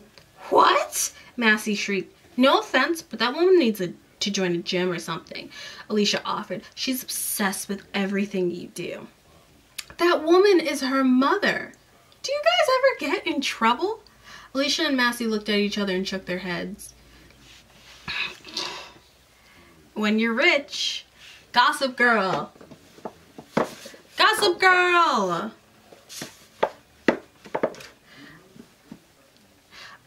Kristen looks to the ground and they all look at each other and shake their head. Massey insists that Claire buys a sexy outfit for the dance, but not for Cam. But for herself, and trying to convince themselves that they're better without the boys that they have crushes on. They decide they're gonna ask the whatchamacallit, the candy hearts, what they should do. Good idea. Claire reached into her coat pocket and pried the plastic bag open with her fingers. Her supply was running short, and it took a few seconds for her to find a heart that hadn't been crushed. There's one left. Okay, she sighed. Heart, when I open my eyes after my first kiss, will I be looking at Cam Fisher? Will it be Cam Fisher I'm looking at? Claire pulled the blue heart out of her pocket and flipped it over. She felt herself smile before she read it aloud. What does it say? Massey asked. Read it aloud. Alicia urged. Come on, Kirsten said. Claire took a deep breath. Whatever your heart desires. The girls jumped up and down and clapped for Claire's good fortune while she sucked on the heart, trying as hard as she could not to break it. So they're sitting at lunch. Everything looks like a Christina Aguilera music video, cue dirty, and everyone is starting to look like Nina, and Massey is sick of it. So it's the Thursday before, and all the girls are sitting around. They've taken up Nina's styles, which is like a whole bunch of Bratz babies walking around. It's a whole bunch of thigh-high boots, mini skirts, micro mini skirts, and thongs out, and just boobs and young bodies. It's weird. Kirsten and Dylan are still in competition about who's going to get the first kiss. It's dumb. Claire and Massey are trying to stem confidence from one another, and they text each other and evangelizing about the teacher. Okay. Confident and text each other about how they're feeling about the boys, but they don't say it aloud. Dylan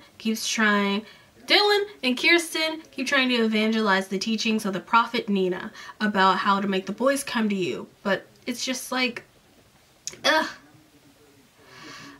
Nina joins the table and some B Squad girls join. Cookie Holston and her friends appear asking Nina for style advice.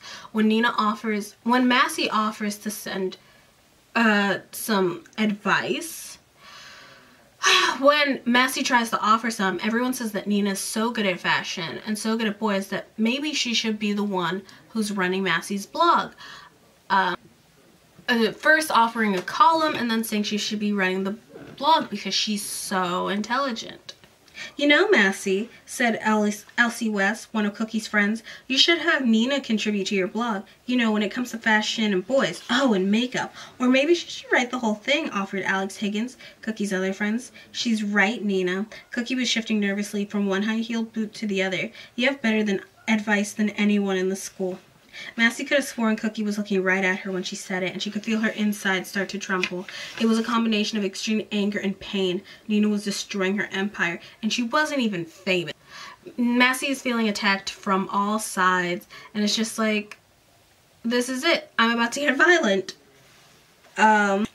Massey, in a fit of I'm about to get violence, grabs a container of milk and dumps it on Nina. Massey has gotten another attention, her third detention, and if she gets detention again, she's going to be suspended. Alicia, I guess that's not her third detention. Third detention, yeah, she gets another one, she's going to be suspended. Alicia has to go do the morning announcements, and it's an important lunch announcement. Because apparently a mini camera was found in the boys' locker room at Briarwood. Coach Pierce is accusing Grayson Academy of espionage. He's pressuring the athletic boards to cancel the final game until there's been a full investigation. Espionage.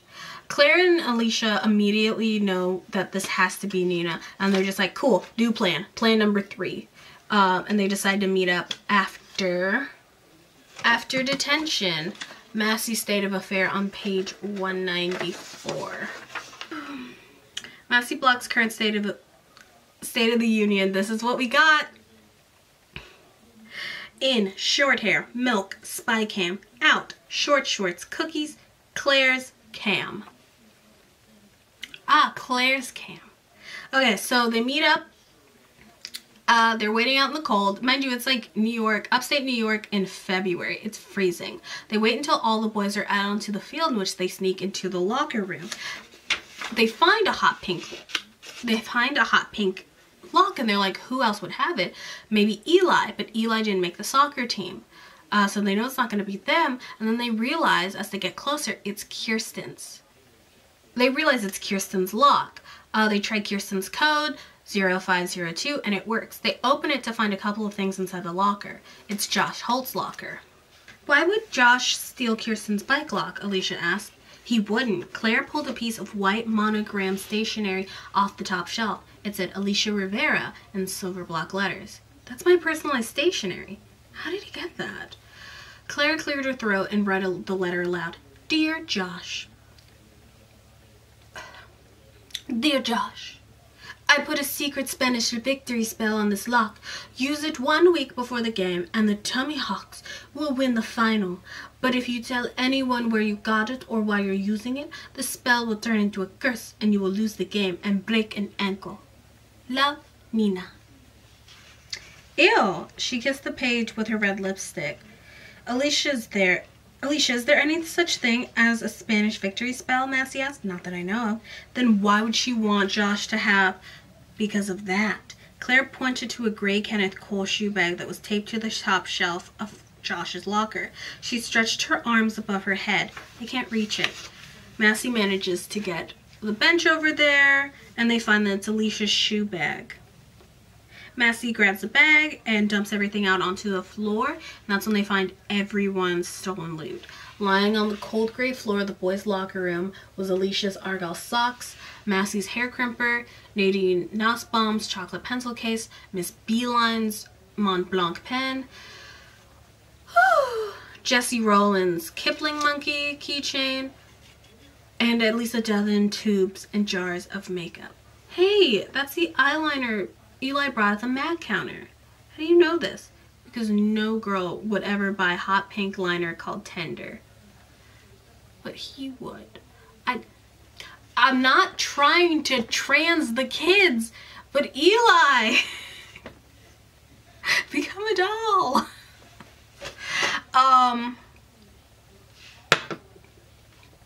Any piece of media is as progressive as you want it, as long as you pretend like the person who actually wrote it doesn't exist anymore. This goes for J.K. Rowling. It's in fact, make Harry Potter even more trans just to piss her off. God, fuck J.K. Rowling. All my homies hate J.K. Rowling. They got all the loot, and they're like, oh crap, what are we gonna do? Nina was using Josh to hide all of her stolen loot, and thus they decide how they're going to get revenge at the dance. Claire is feeling very blunt because now it's between her and Nina, and this is all gotten between her and Cam. So it's dance time. Claire sees the boys and they don't go and talk to them. They can all see them hanging around Nina. Nina's dancing to Hot in Here by Nelly. She's jiggling around like a belly dancer. It's a whole bunch of things. Claire's so fixated on whether she's gonna kiss Cam or not, and honestly, it's really annoying. I keep wishing for this girl to stop crying so much, but after this book, she gets what she deserves, and it's all from being annoying. Megan, can I have the I love you, but your tears annoy me clip from All Stars 4? Monique Hart, yes, Mo Hart. Because Kirsten's mother's there, Kirsten's mother is chaperoning this dance. Kirsten can't be dressed up the way she wants to and get the attention of the boy that she wants. She's wearing these thick gray pleated slacks and a white teddy bear, a white sweatshirt with a teddy bear on it. I know she's 12, but it's like, give your child a little bit of like, to dress up the way they want to. For my 8th grade prom, I wore this satin mini dress with African prints on it, and it was gold on my skin. I was poppin'. It was great. I wore silver gladiator. I wore my good sandals. So I wore gold sandals because I'm from the South. You know the exact sandal. They're from Kmart. They have little beads on them, but it was a look. I was built straight up and down until like 2 years ago, so you know there was no thing to throw back. It was great. Very, very, very, very 2010. So they need a distraction for Kirsten to go and get dressed. Luckily, Strawberry dances so hard to Simple Plan. All the small things, yeah, that she slips on a bubble and, you know, falls. Miss Gregory is pissed that these children are laughing. I'm sorry, I'm a bad person because my dad would totally let me laugh at another child falling. He'd be like, be empathetic, but also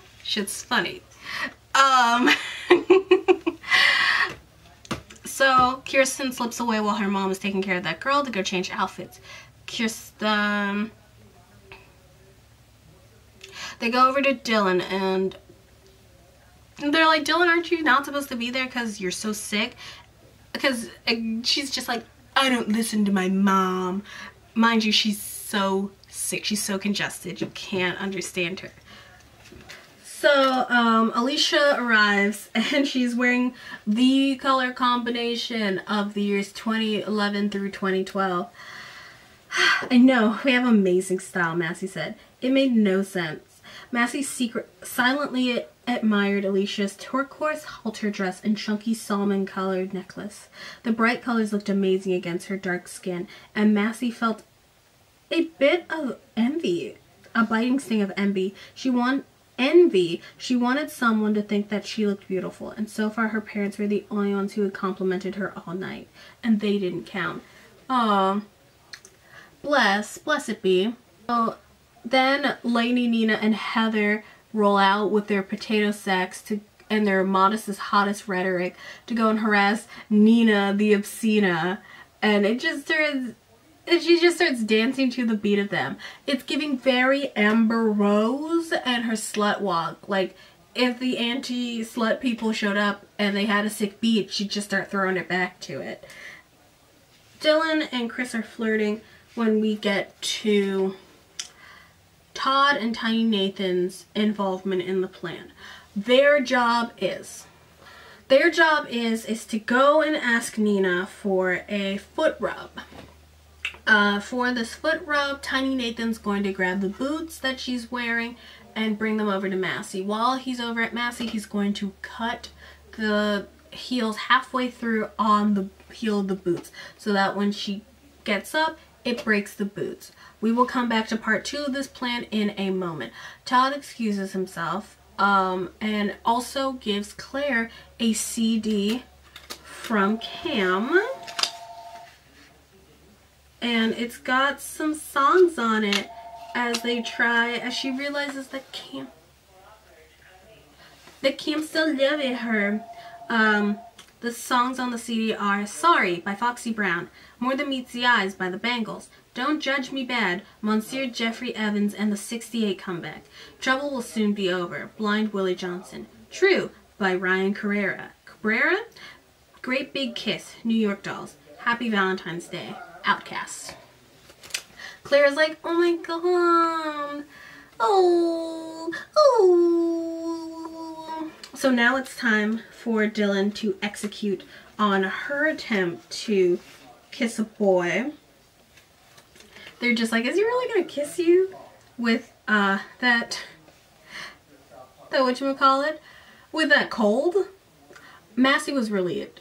Sorry. Is he really gonna kiss you with that cold? Massey asked. How are you gonna breathe? Alicia wondered. Chris Plovert walked up and stood beside them. Yeah, I think I did okay on that math test, Dylan said louder than she needed to, but she obviously didn't want him to know that they were talking about him. When you're done talking about math, we could check out my brother's new car, he said to Dylan. Sure. Dylan twirled her hair and rocked back and forth on the heels of her gold wedge sandals. She looked casually over her shoulder. But let's wait until Kirsten's brother stops staring at us. She gets me the creeps. Chris rolled his eyes, but agreed. Massey was relieved. Obviously, Dylan was too nervous to be alone with Chris. Maybe she wasn't the only one with a kissing phobia after all. It could be gay. It could just be gay, honey. It's okay. I mean, she is a child. I don't want to sexualize a child, but, you know, that feeling that you could be feeling might not be a fear of intimacy. It could just be not attracted, but whatever. That's not. Don't worry about that. We'll recoup. We'll recoup. So the four of them stroll over to the buffet table, and what's his face? While Dylan and Chris are over there, Josh Holtz is also there filling up a plate of food. And Dylan says we have to make a run for it so that we can escape Kristen's bomb. her mom. Very stupid. They go outside to maybe, just maybe, make out. Dylan pushes Alicia to the side to announce that it's time for the announcements of the winner of the Cupid Award. Darrington wins the male Cupid Award, and of course the other person who wins is Nina. We're back for part 2. Nina gets up. Darrington jumps on stage and turns his back to his fans. Then he took off his red blazer, whipped it into the cheering crowd, and pulled down his khaki shorts so that he could show off his infamous butt wiggle. Principal Burns stood in front of him until he pulled his pants and turned around. "You okay?" Claire asked Massey. "Totally," Massey lied. "I'm over him. He's a child." She could still feel Claire looking at her. "I am, I swear." Alicia reached under the satin cloth and pulled out a golden statue of a Cupid shooting an arrow. She handed it to Darrington, who held it above his head just like he had won the World Cup. "And now for the girls! You students of OCD Briarwood Academy chose to be his date," Alicia said. Nina jumped out of her chair and pushed past Todd and Tiny Nathan. She started inching her way towards the stage. "In the short time that she's been at OCD, she's managed to steal your hearts." Nina smiled brightly. "In fact, she managed to steal everything that wasn't nailed down," Alicia said. She whipped the satin cloth away and let it float to the ground. She was holding a long silver serving dish that was shaped like a giant boat. She had borrowed it from her mother's pantry. Nina obviously hadn't picked up on Alicia's jab because she was still waving, jumping up and down, her boobs fighting their way out of her satin halter top. Just as the left one was about to escape, her heel snapped and she fell flat on her perky little butt. Her legs were splayed out in front of her, and the bright lights shone directly on her black harem pants. Her black harem pants are in fact sheer. Claire grabbed Massey's wrist and squeezed it tight. "Ew, her pants are totally see-through." She scanned the room to see if anyone had noticed. "Look, everyone's pointing at her." "Oh my god," Massey said. Claire laughed for the first time all night. "If that doesn't turn the guys off, nothing will." They love to see it. Nina waved her arms in the air, waiting for Darrington to help her out, but he showed no interest in Nina or what was happening to her. He was too busy shaking his butt and dancing around the stage, much to the delight of his soccer buddies. Finally, Nina rolled over on her side and pushed herself up. The second she was standing, she fell again. "Tiny Nathan is no joke with the saw," Massey said. The audience looked on with pity in their eyes, covered their mouth, and shook their head, trying their hardest not to crack up at Nina's mortifying wipeout. But within seconds they lost all control, and their entire gym was filled with hysterical laughter. Alicia was the only one who was oblivious to the audience reaction. She was too focused on proceeding with the presentation and ceremony. "So, Nina," she continued, "we would like to honor you and the time you spent at OCD by presenting you with a boatload of stuff you stole from everyone." Alicia dumped the content of the silver boat onto Nina's head. Kirsten's bike lock, Natalie's choco cap pencil case, Mrs. Beeline's red Mont Blanc, and Jesse Rowland's Kipling keychain all toppled down onto Nina like the contents of an exploding piñata. Nina looked up at her cousin. Her dark eyebrows were scrunched together as she searched Alicia's face for an explanation. "Yes!" Massey threw her fist in the air. "We got her!" Massey searched Darrington's face for reaction. "How do you like your sexy Spanish girlfriend now?" A mob of angry girls followed her, threatened to send Nina back to Spain with their fists.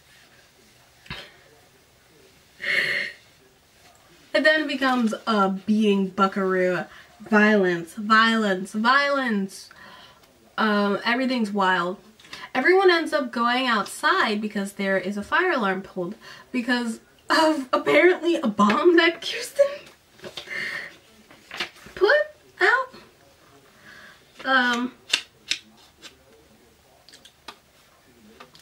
Also, before the fire alarm gets pulled, instead of confetti dropping from the sky, copies of 10 different mortifying photos of Nina drop down from the sky, with different names like Brace Face and Zits, Frizzy Afro, Oops, my pants are too short, and Are those boobs or blisters? Yes, my sweatshirt has smiley faces on it. Help, these boys are throwing mud in my face. Even dogs think I'm lame. Granny panties, and my personal favorite, flip-flops and sweat socks. They come for blood. And the only thing that saves her is a fire alarm being pulled for a bomb threat, because I guess 2005 was early enough to do a Columbine reference, but like, besties, it's 2005, that's Virginia Tech year. So everyone goes outside and they find Kirsten in the back of a cop car because Kirsten cannot catch a break. What if that was her 13th reason? Comic relief characters, bless their hearts. It turns out it was a misunderstanding between Dylan and Josh. Josh only heard part of the sentence, heard Kirsten's bomb, didn't know that Dylan was congested, and thought that there was a bomb. So he pulled the thing. Dylan is coming off of her NyQuil high just enough to be like, yeah, I didn't get a chance to kiss Chris because of the fire alarm, and Kirsten didn't get a chance to kiss her pick Kemp because of the fire alarm. And it feels like everything is going back to normal.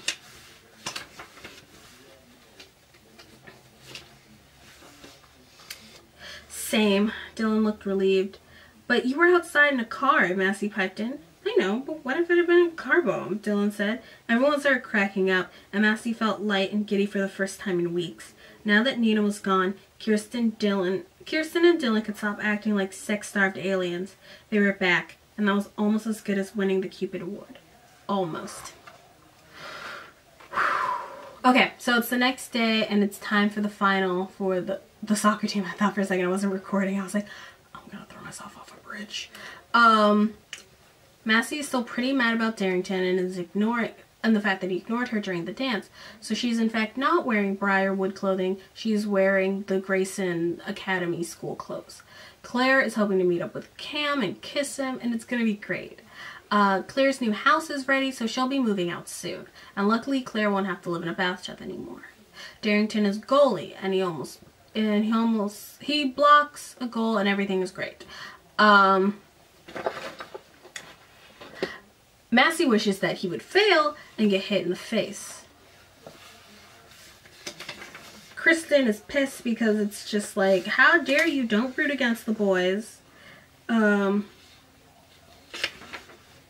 it, maybe your luck is changing. Claire handed the tube back to Massey. Doesn't feel like it. Massey said just as Darrington saved the goal. The whole crowd jumped to its feet and cheered for him. Massey rolled her eyes. See? A saved goal is a good thing, Kirsten said, looking down at Massey, who was the only one in the crowd still sitting. I wish he'd gotten hit in the face instead. You should take that back, Kirsten said, but Massey refused to apologize. After all, Darrington had hurt her first. Well, Dylan's not at this game because she's still too sick to go to the game. She's very excited because she can't eat because her throat is so sore, and she's looking forward to all the weight she's going to lose. Bless this girl's heart. Oh my god, get her to therapy. A loud pop comes from the field, and Darrington gets tagged in the face with the ball. She's freaking out. Darrington just got tagged in the face. Kirsten jumped out of her seat to get a closer look. He was lying on his back in front of the goalie net, rubbing his nose and writhing in pain. You willed it, she said to Massey. You did this. I did not, Massey said, wondering if she really had. Did too, Kirsten shouted. Now we're gonna lose, and it's your fault. You're like some sort of crazy witch. Massey held her palm in front of Kirsten's face. Calm down, sir. Witch. Kirsten pulled her hat back over her boy cut. Male, Massey shot back. Which male? Oh my god. I'm so close to being done. Which male? Two referees carried Darrington off the field and sat him down on the bench. He was rocking back and forth, but it was clear he was going to survive. Hey you!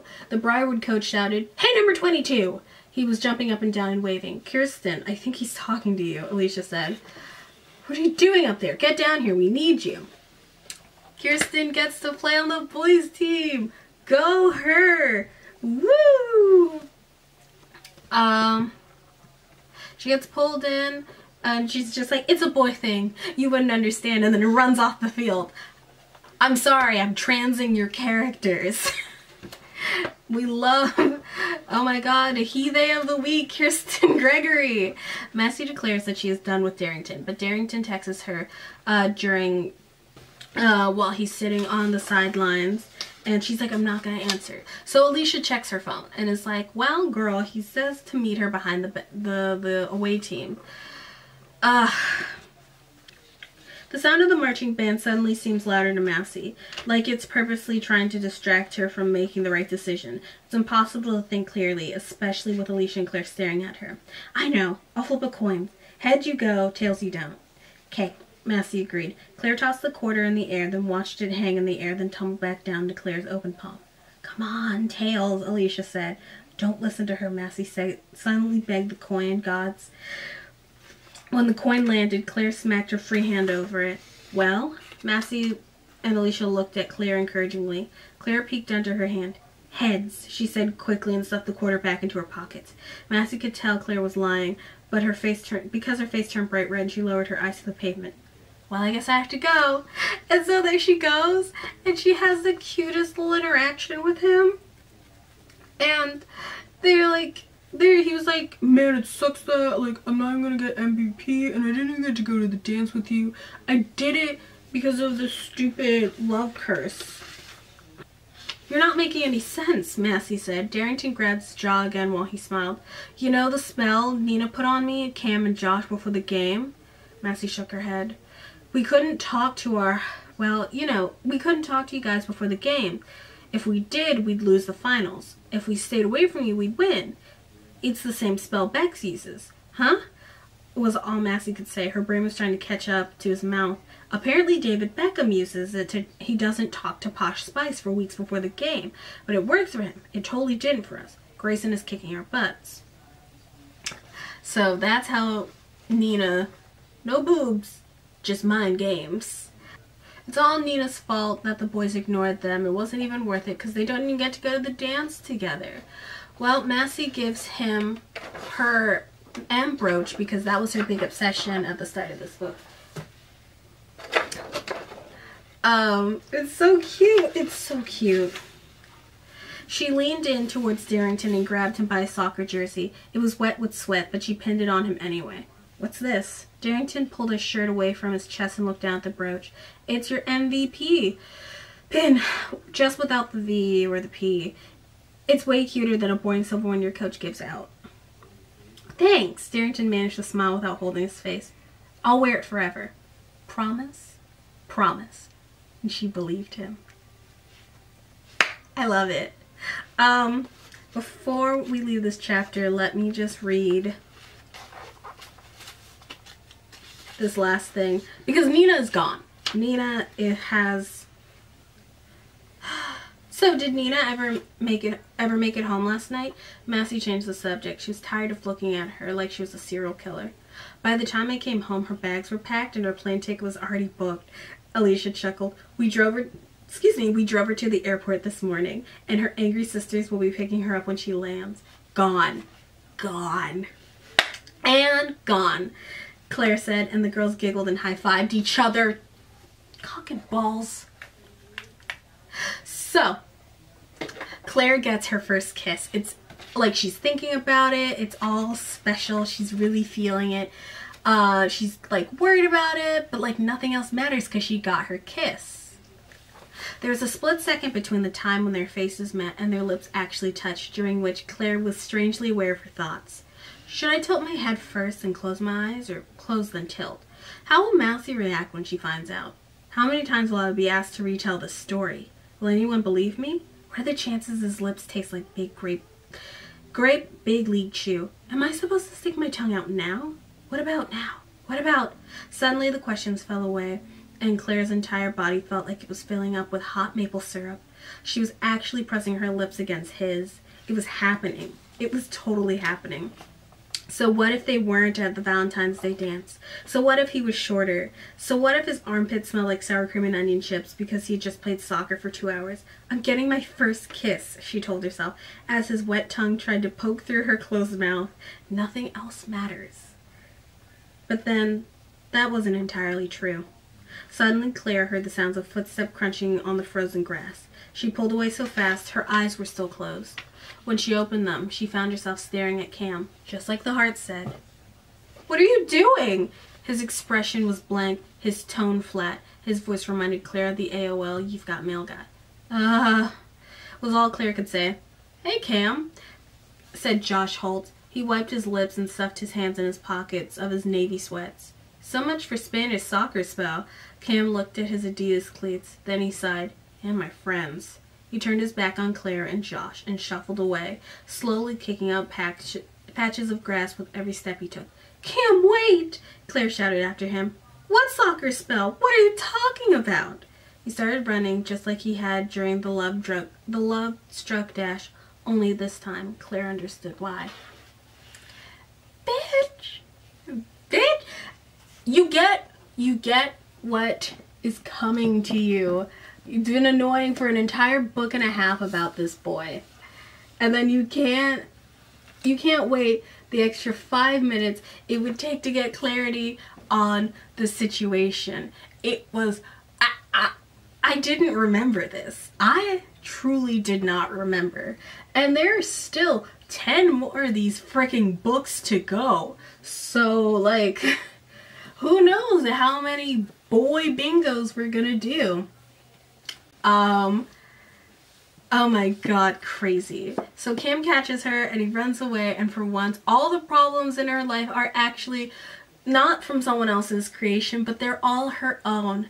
Good job. How insanely queer finding yourself in your teen years is. And I saw a TikTok about it earlier, talking about trans men who tend to find themselves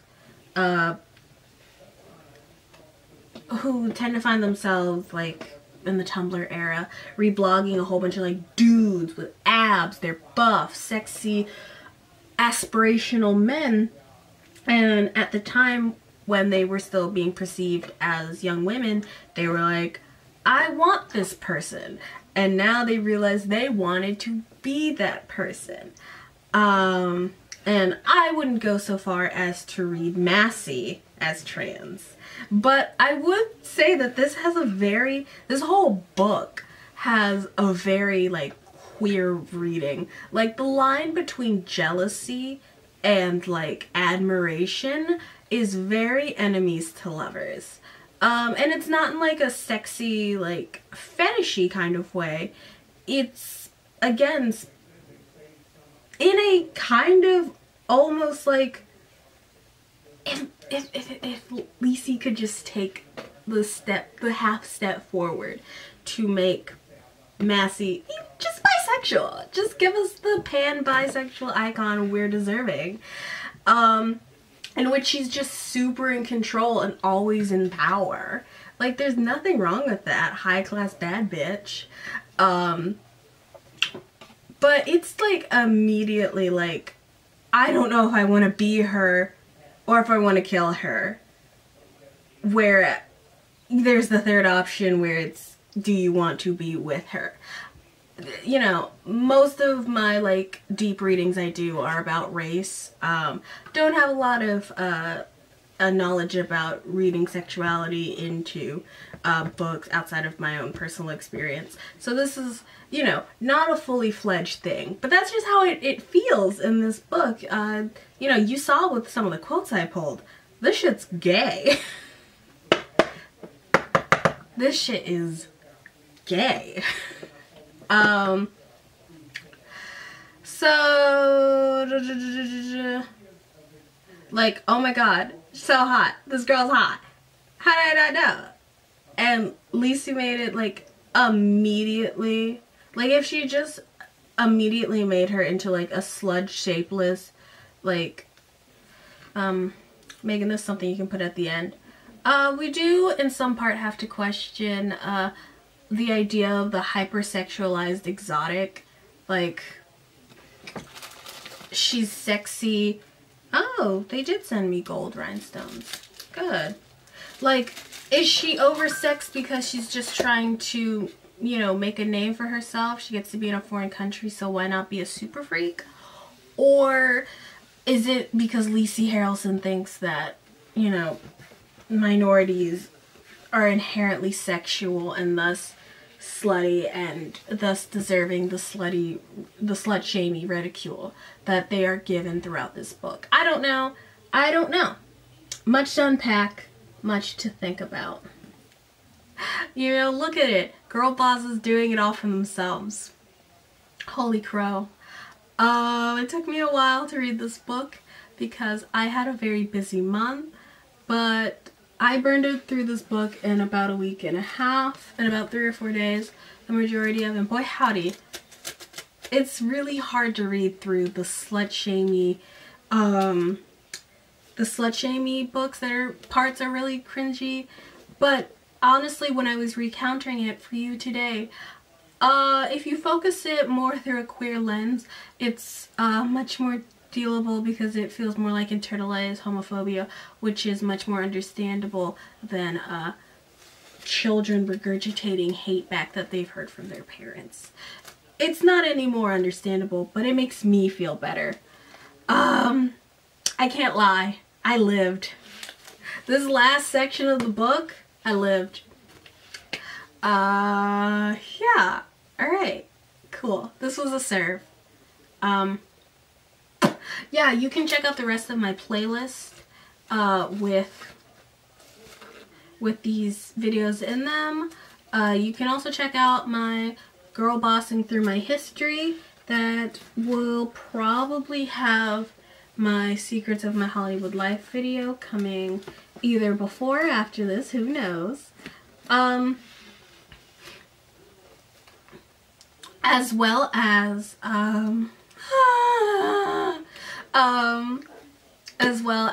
reviewing some of my Bachelor content. You know, we still have 2 more months of off season on The Bachelor. I saw something over there and was like, what the fuck is that? It's a reflection of my hand moving the book.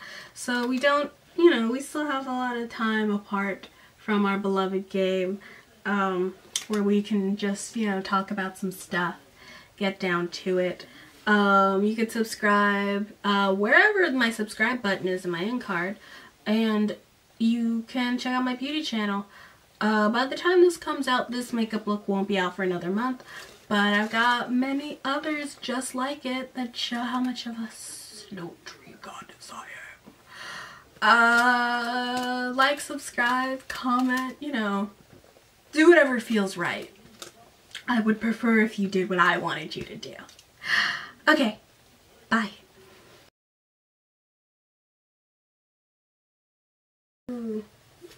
So, May's book is The Pretty Committee Strikes Back.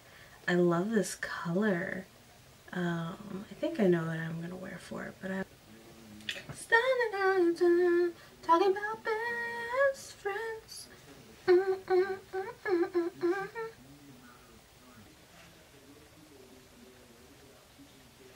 This should be fine. I just look like we're going on a very sensual date.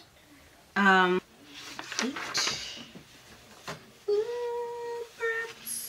let's be there for each other. Perhaps how we feel. Talking about best friends. Perhaps carry me home. Na na na na na na na na na. Okay.